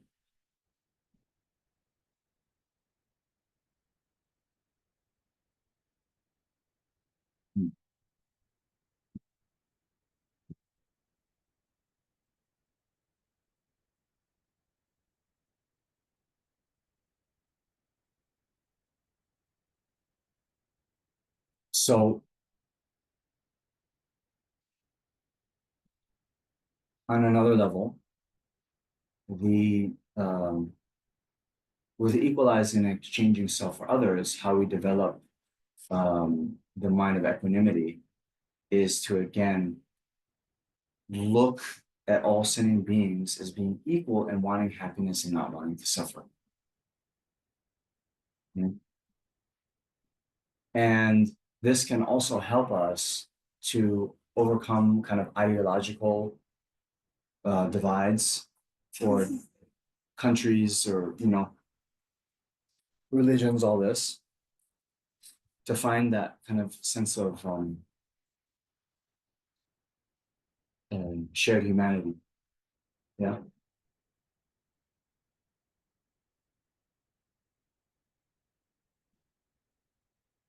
Because it's this sort of what they call otherization. Otherization means we think that they're other. I remember, anyway, there's this book, Guns, Germs, and Steel, Jared Diamond. In that, he talks about how when the Spanish first came to Central America, they described, I think it was the Incas who were living there, as being subhuman.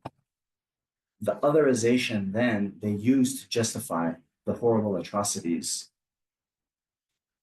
right? And we see this in more contemporary times. These people being sort of labeled as somehow, you know, less than human. And that is a way that we can then justify, the larger we, justifying quite atrocious behavior to them.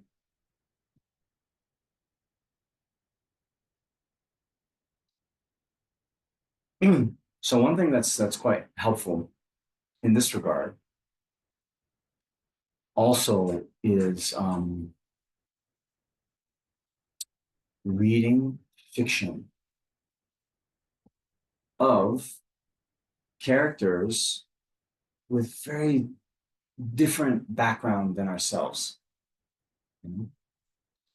So I remember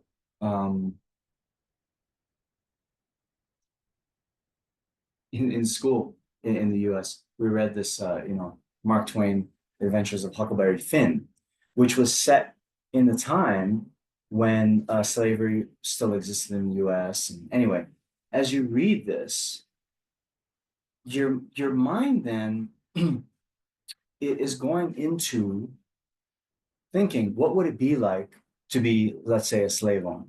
What would it be like to be the runaway slave?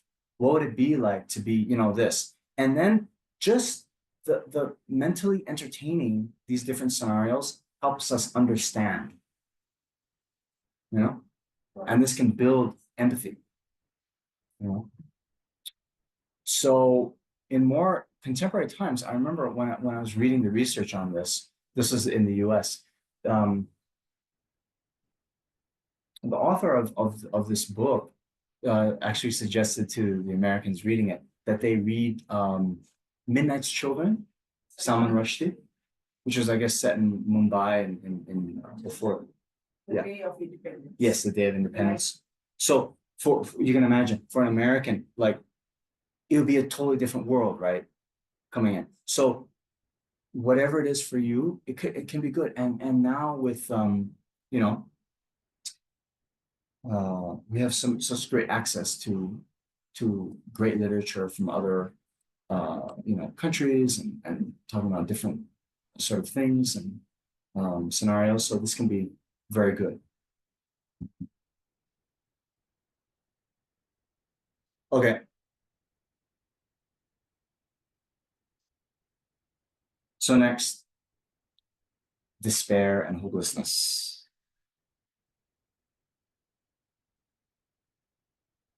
So sometimes I feel this.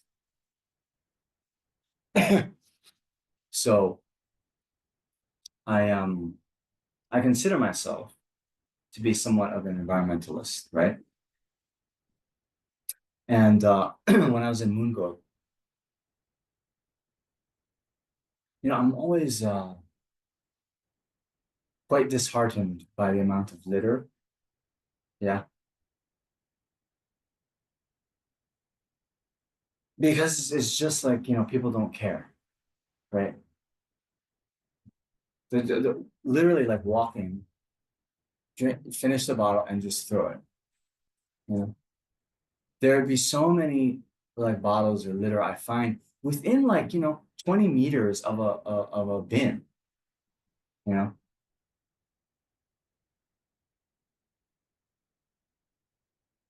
So then I'm like, okay, I'll do my part.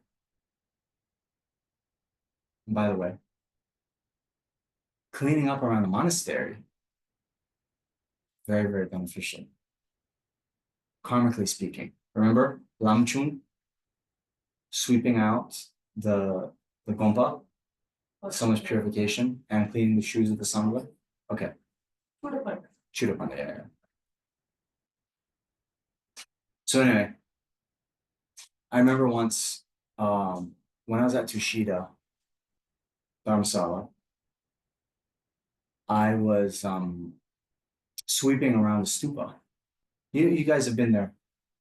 There's the lower stupa. Aban, I'm going there tomorrow. Let's go. Dilshad is there. Dilshad is there, yeah.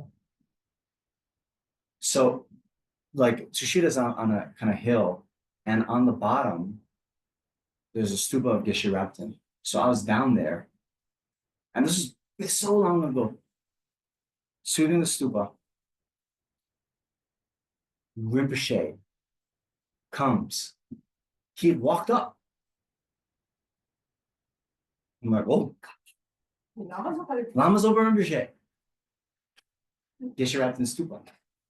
And they're sweeping. I'm like, oh, Rinpoche.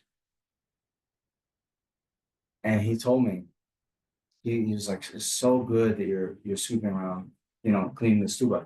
He said, if you knew the benefits of sweeping, you know, around the stupa and cleaning up, he said, you would carry a broom with you wherever you went. And then he laughed in his way, you know. But very, very powerful, right? Can you imagine? Means, just think about carrying a broom wherever you went. How much hardship that would be, how strange you would look. But the thought was, in case you chance upon a stupa you didn't know about, and you could sweep around it, it would make all that effort and kind of strange looks worth it. Understand? Anyway, so I'm picking up my bottles. I'll probably pick up like 10, 20 a day. And I'm like, okay, yeah, you know, let's see what the environmental impact is, right? And you know, now for like climate change, they are measuring like, you know, parts per million of carbon dioxide in the atmosphere, right? So I'm like, okay, how many bottles would one have to recycle to make 1 part per million of carbon dioxide? Okay, any guesses?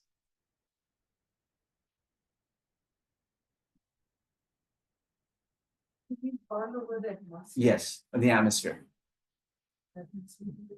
Huh? That's be a very big. It's something like 13 trillion. So I'm like picking up 10. Yeah, well, whatever. You know, it doesn't matter. What? I did the calculation based on the 500 And ml also bottles. that's the water. Yeah, but in any case, we're dealing with such kind of numbers. When we're talking about trillions, it doesn't matter if it's 113, da. Point is, I was like, what the, you know? Because it's been going up Half is happening in weddings. for sure. Anyway, guys, help me. We're trying to finish. But point is, when we see, right, you know, are so motivated, okay? 20 bottles a day, just picking up on, you know, wow, okay, doing my part. And then you see the actual impact in the world, it's like nothing, right? Even 20 bottles a day. I mean, I have to live a billion years to get up to like anyway, making it 10. Okay. Thank you. So this is what I'm talking about. The hopelessness that comes with seeing or feeling that no matter how much we do, not going to make a difference. Now,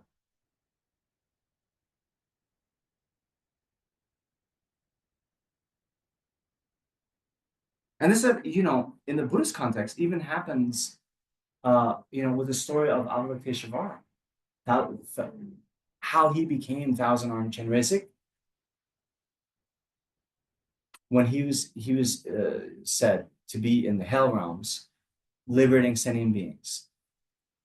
And so then, you know, in front of him, he's liberating. They're getting liberated. At one point, he turns around and sees like a rain of sentient beings falling into the house. You know, so it's like, you know, the ship is sinking, and you're like bringing out the water with a cup. Meanwhile, like, you know, gallons and gallons are coming in. So he felt despair, and he felt, no way will I be able to do this. And then his sort of his bodhicitta's determination wavered, and it said he split into whatever, thousands of pieces. And then his guru Amitabha put him back together and gave him the 1,000 arms so he would be more beneficial. Anyway, point is, this hopelessness, despair is natural, but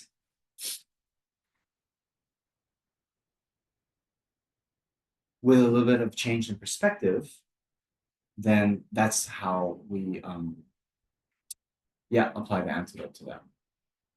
It, by the way, is also a very, it's one of the risks of even new bodhisattvas losing their bodhicitta, right?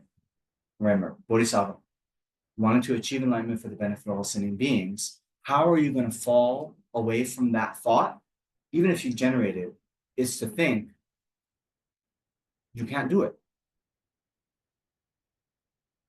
So you can either think you can't do it because there's too many sentient beings, or sentient beings themselves are too difficult to liberate. And Shariputra, it is said in the traditional text, he lost his bodhicitta through that. You know, remember the story? Someone asked for his hand. He cuts off his hand, gives it to the person, but he gives it with his left hand.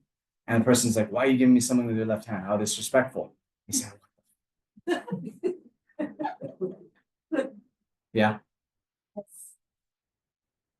So those two, these are the ones that's gonna, yeah. He said, if sentient beings are like this, how, you know, how can I benefit them? Right?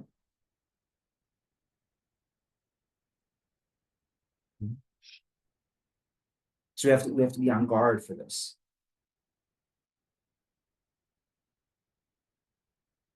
So anyway, my favorite story about the person comes to the beach, sees all the starfish when the tide has gone out, the sun is coming up, there's thousands of starfish, and then they go to the ocean, start throwing the starfish into the ocean.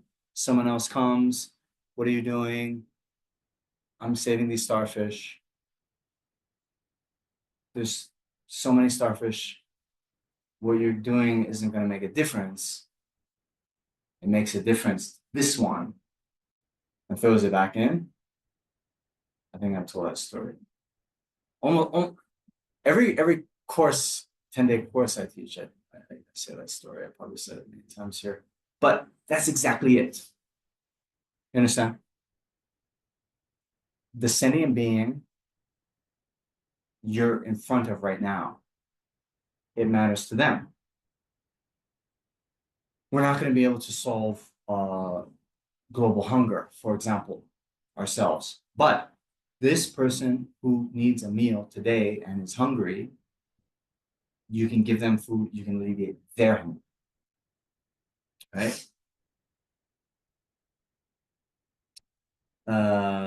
Whatever scenario we find ourselves in, when we're interacting with a sentient being, we have a choice to, make their lives better in whatever small way. Or, well,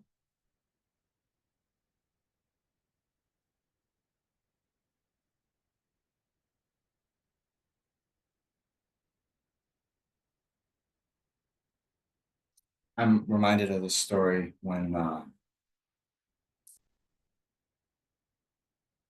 think it was Arya Deva. Arya Deva was having a oh no, Arya Sura maybe.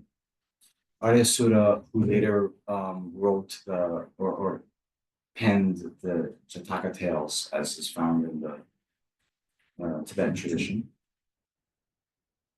He was competing with a non-Buddhist kind of master.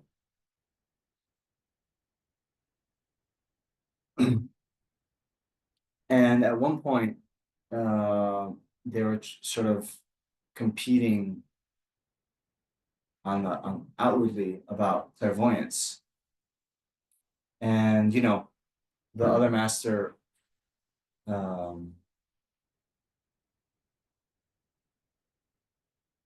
I think got a pigeon or some bird in his hands and said, am I going to kill the pigeon? And Aryadeva or Aryasura said, depends on your compassion.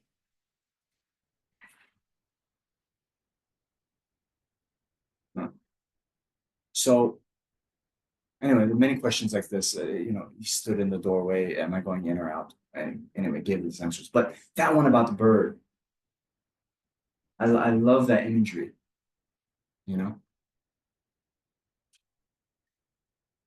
In one way, we're faced with that choice countless times in a day. What are we going to do? It's in our hands. And what we do depends on our compassion.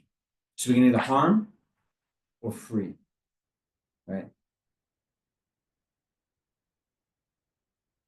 And those things definitely will make a difference to that one. So it's not so much, with these like huge global problems and issues, we still do what we can because they matter to the immediate situations we find ourselves in. And then a sort of recognition that we can't single-handedly change the whole thing, but even that small action we do does have an effect on the larger world, and in the sense of being a good example for others. I remember around a car. Yeah, you very kindly gifted me some Vietnamese coffee. I went to Vietnam some years ago, and well, I went to the beach. And at the beach, I was picking up some trash. And later I saw there were some kids, I mean, like teenagers, maybe young adults there. And they also started to pick up some litter. I think because they saw me. And I had in my mind, well, they saw these like, foreigners. And it's like, wow, and they're taking better care of our country than we do, And so they got a little bit motivated to do. So I have this kind of thought that we can be that kind of good example and then make people think differently, right? Behave differently.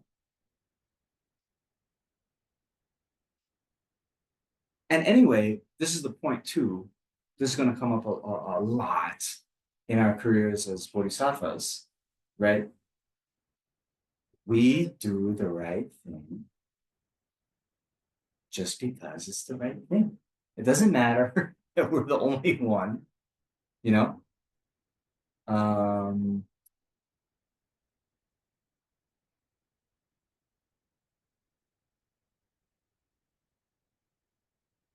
You know,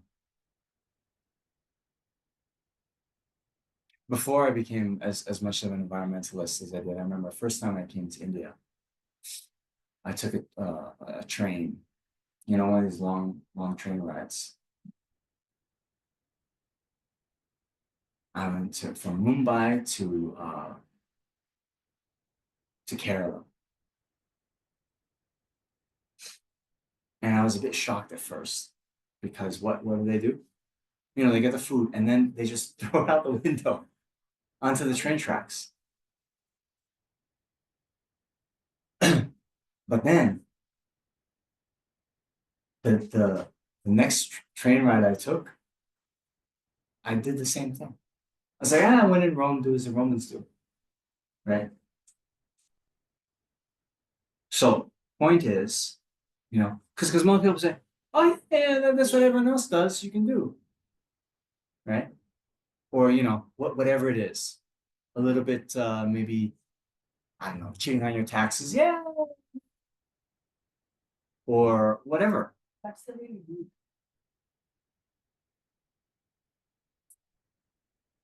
Point is then to have kind of this thought to do the right thing because it's the right, even if you're the only one. Yeah, it does isolate you. Yeah.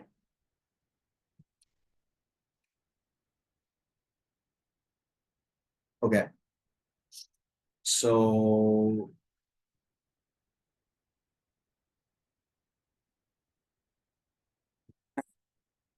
right. And then last point on this, I think is His Holiness. I didn't hear him say this, but I saw this quotation attributed to him. He said, if you think you're too small to make a difference, try sleeping with a mosquito. Means even there's one mosquito in the room. Yeah.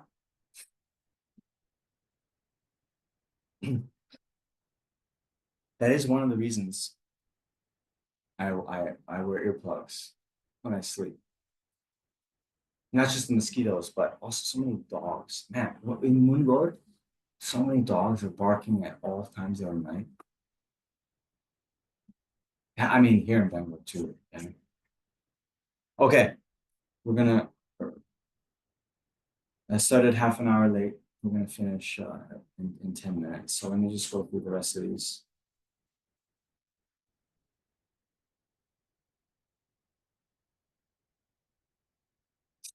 loneliness and disconnection.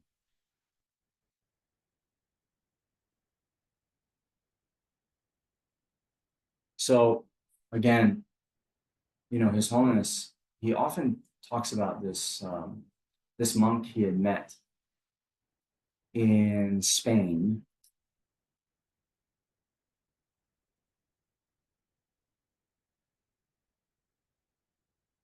he was a Catholic monk who was doing sort of isolated retreat in the mountains.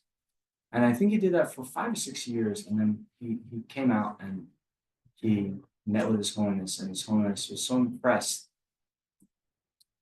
by his presence and love. And His Holiness sort of asked him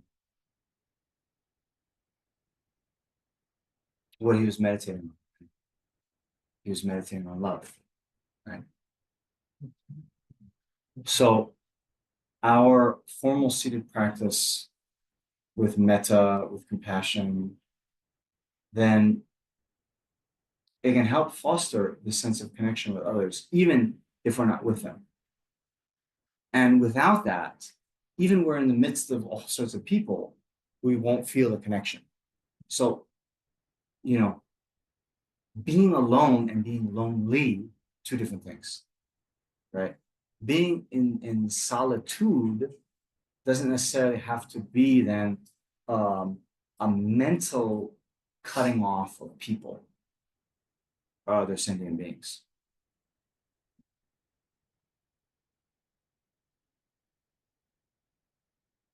We still have a relationship with all beings, even when we're alone. And that depends on our mind, right? So I hopefully, I'm going to continue to do like longer periods of retreat when we're, take a kind of physical isolation from the world. But in those times, still, by bringing sentient beings to mind, we can foster a deeper connection.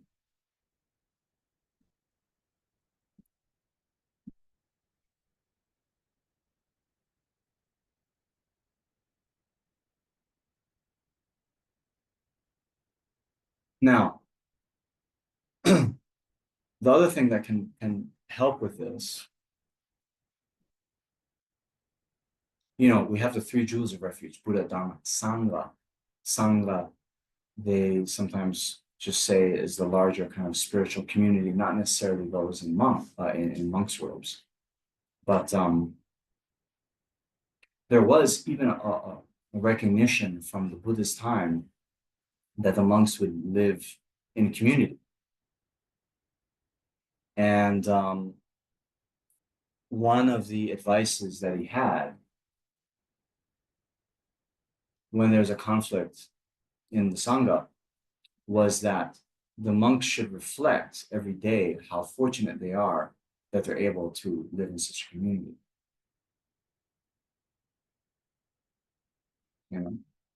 So this we can very much relate to the concept of interdependence.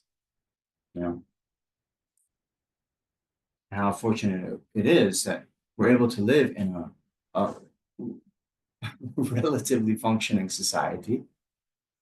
At the very least, there's other people that grow food that we're able to eat. There's other people that can, drive us. There's other people that do countless things, that keep the lights on. So much of our of the daily things that we enjoy and rely on for our happiness is from others.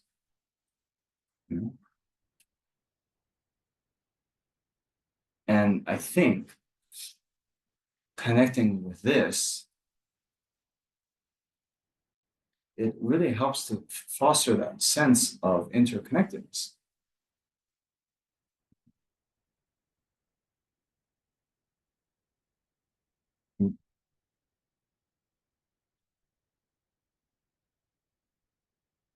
Okay. Okay, next point. Compassion, fatigue, and burnout.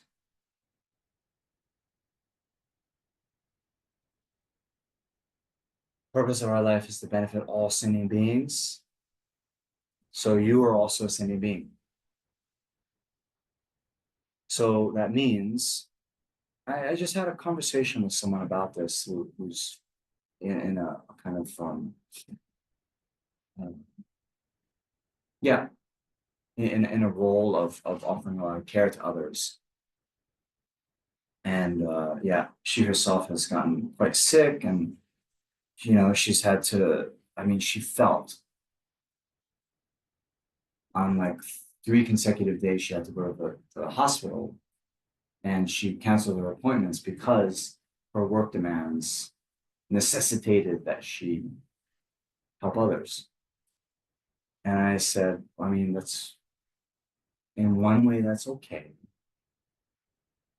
But if you really need to go to the hospital, go to the hospital. You know, if you are tired, take rest. So fortunately, there has been this kind of movement for the self-care, which had been largely ignored for a long time. And yeah,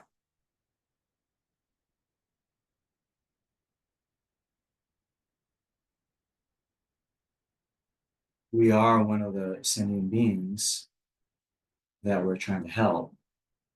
And so this element of self-care should be seen as a way that we are increasing our ability to help others, right? And this again is one of the main practices of bodhisattvas.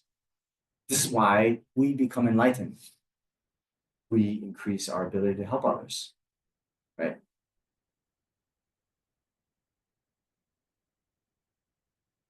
The 2 jobs of a bodhisattva is to help others and to increase the ability to help others.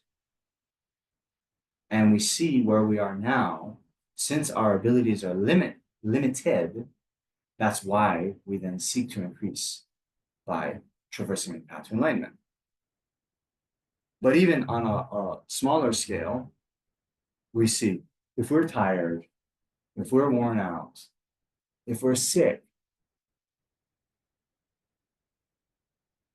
our ability to help others is limited. I know when I'm, a little bit sleep deprived, you can be more irritable, right? Things don't go right. So to see this as, taking care of ourselves so we can be more benefit to others is fine, is good. And yeah, accepting our limitations as we are, yeah? Start where we are and say, yeah, we're throwing the starfish back in, but we only have 2 arms. And so we do what we can. And then to even set limits, what I told this person is,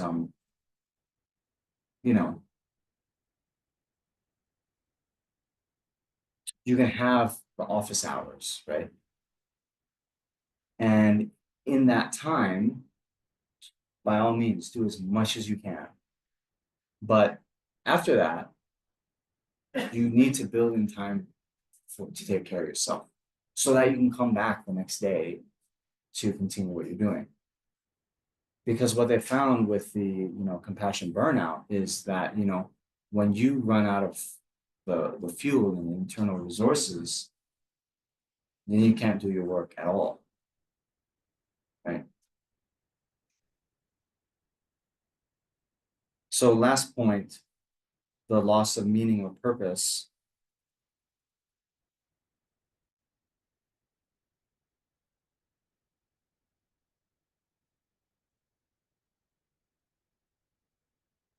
See, if we truly more we reflect on bodhicitta, and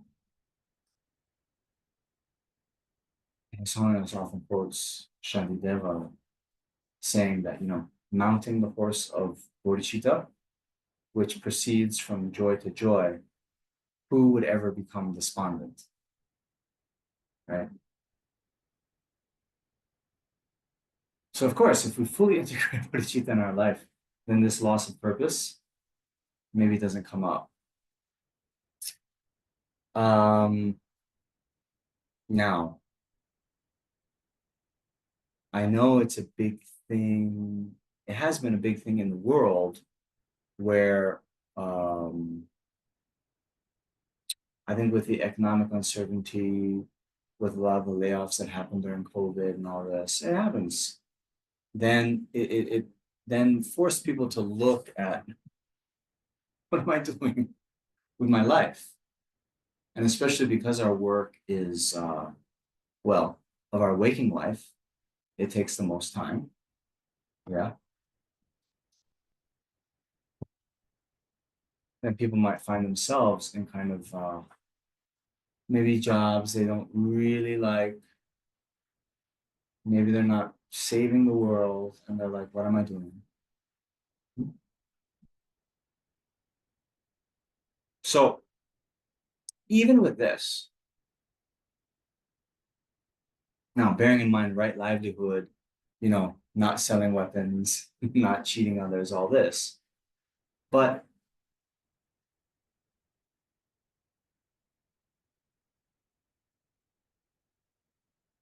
every day, whatever job we have, remember the pigeon in our hands, even we're a barista, yeah, working at a coffee place, that interaction with the customer in front of us, we can brighten their day or not. Whatever it is that we're doing, we're coming into contact with people and even having this bodhicitta motivation at the beginning, right? Purpose of my life is to benefit sentient beings. I'm going to attain enlightenment for the benefit of all sentient beings. And so these sentient beings today, my fantasies of being a barista again, I'm going to benefit these beings that come into my coffee shop. I'm going to benefit my students, my clients, my bosses, right?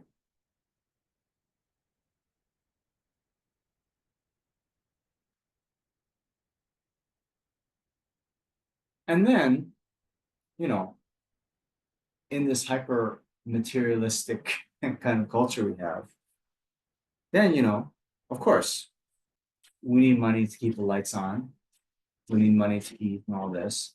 But then there also can be a recognition. I think there has been a recognition for some people, maybe many of you, seeing that the sort of hedonistic, materialistic lifestyle of consuming more and more for happiness is a, as I said, hedonistic treadmill, right? Like the hamster in that wheel, making a lot of effort, not getting anywhere. So to step off of that and say, you know what, instead of buying a new pair of shoes or whatever kind of, what do they call it? Retail therapy, right?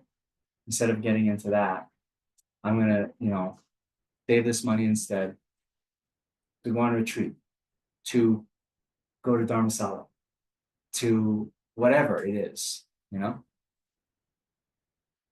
to help causes that, are going to help people that are less fortunate than myself. All these things can then bring greater purpose. So yeah, like that. So maybe, yeah, I've gone over time. You guys have been very patient, but we can open up for questions. A few.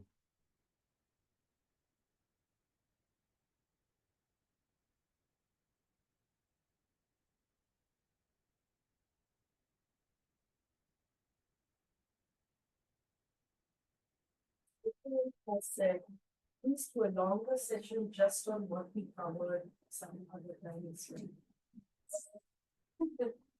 Now, I think because she had to step away, it's too late for her. yeah. So I will say, can I do some advertising? Yes. I'm going to be at Kopan Monastery in Nepal from the middle of June to the middle of September, 3 months. And one of the courses is going to do this in a lot more detail. So, yeah, you can look on Kopan Monastery website. Sorry. No problem. Thank you, Abba. Very nice to see you.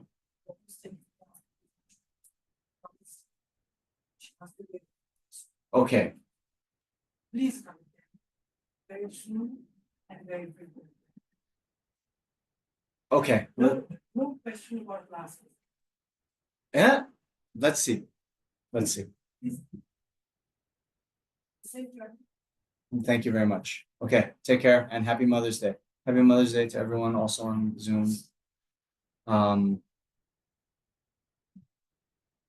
Okay. So anyway, Kopan, I'm there 3 months, and I think the first course, we're calling it Buddhism for Difficult Times, is going to go into all these in more detail. And preparing for that, I kind of came up with this list and just touched on them, but I'm going to go in more detail. So that we can do.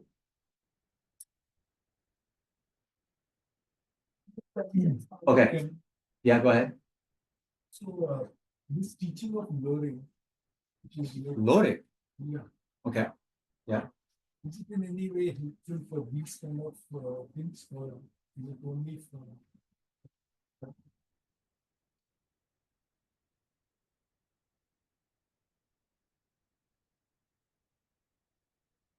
So the question is the teachings on Lodik helpful for these kinds of things? So in one sense, the thing that is quite useful, I mean, more easily actionable, let's say like that. There's this the section on mind and mental factors, and in that have all the mental factors, including the 10 root delusions and the 22 secondary delusions, all this stuff. And so then to be mindful of those delusions when they come up can help us be more, apply the antidotes more precisely.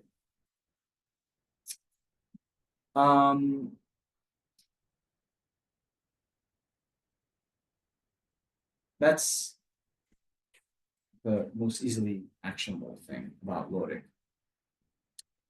Otherwise,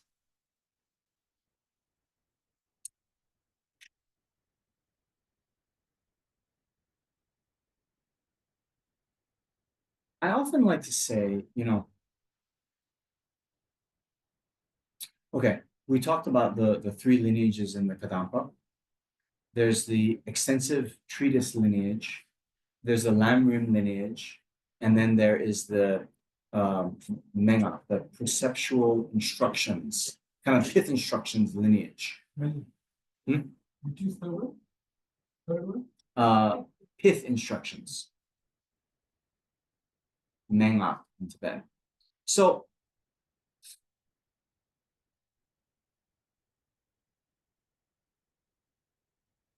in one level, remember, the attitude of receiving Dharma teachings is to think of yourself like a patient and think of the Dharma as the medicine, right? So on one level, in order to take medicine, you don't have to study pharmacology, right? You don't need to know the specific chemical compounds and how they're interacting with the brain or other, biochemical processes. You just have to take the medicine. On one level. So, of course, the fact that these different lineages have come up is because some people, maybe to study the extensive treatises is quite beneficial for their mind. they get a lot out of it. Then Lamrim. Okay, of course the Lamrim, very extensive, but it's very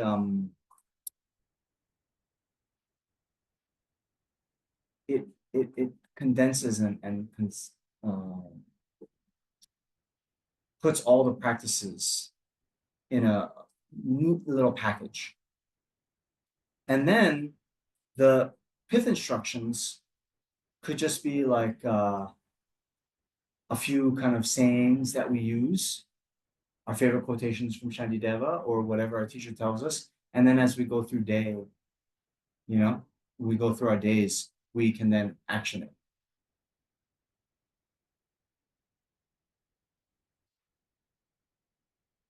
When we start to study more in depth, a lot of the things we study at the beginning are going to be foundational for what we then study later.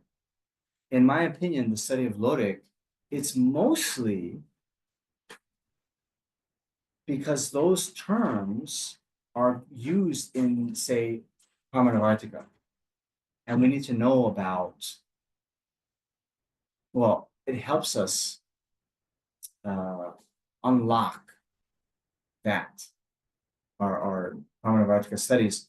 Pramanavartika being, well, a lot on logic, but even the logic is so that we can develop the pramana, the valid cognition of emptiness, of selflessness. And we go the 7 kinds of mind, going from wrong view, correctly assuming consciousness, blah, blah, blah, blah, blah, doubt, correctly assuming consciousness, valid cognition, all this. It's to go from the wrong view we have of grasping to a self to the pramana, realizing selflessness.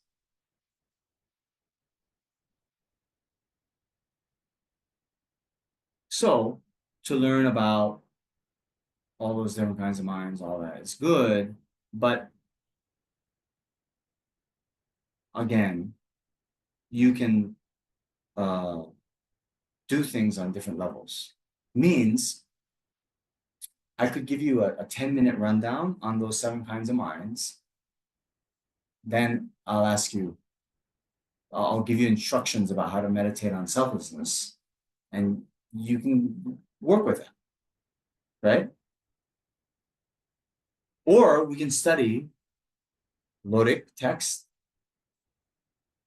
We can study it in a week. We can study it in a weekend. We can study it over 6 months. Same thing with Pramanavartika. We can study that in a weekend course. Hey, we'll touch a few things. We can study it for 10 years.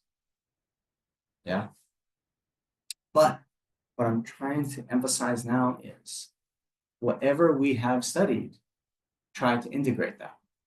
And so part of what we can also do is when we're studying Lodik, say, hey, how am I going to bring this into my practice? How am I going to actually incorporate this into how I live my life differently?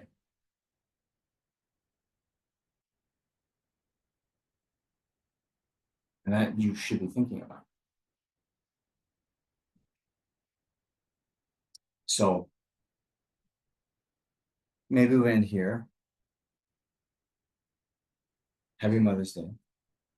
Thank you. Let's dedicate the merit.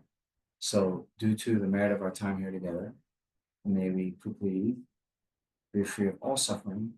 Means may we and all sentient beings be free from all suffering and abide in the peerless happiness of realignment forever. Then we also dedicate for long lives to the spiritual friends, particularly His Holiness the Dalai Lama, and may all his holy wishes be instantly fulfilled. We also dedicate, we have the good news that His Holiness has said that the reincarnation of Lama Zopa Rinpoche has been born. That's good, but may now Rinpoche's reincarnation have all the obstacles removed, such that he can continue the legacy and the aspirations that he had set out in his previous lives and be of utmost benefit to sentient beings and the teachings of the Buddha. And may there be no obstacle for us to continue to receive his guidance. Then, of course, may all the problems we see in the world, problems due to war and conflict, problems due to environmental degradation, natural disasters, disease, both mental and physical, may all these problems instantly be pacified. And yeah, may all the beings in the world, particularly the leaders of the world, instantly generate the mind of bodhicitta and completely abandon the wish to cause even the slightest harm to others, and instead do only actions that are most beneficial to others. Okay. Thank you very much. And yeah, we'll see you next time, whenever that may be.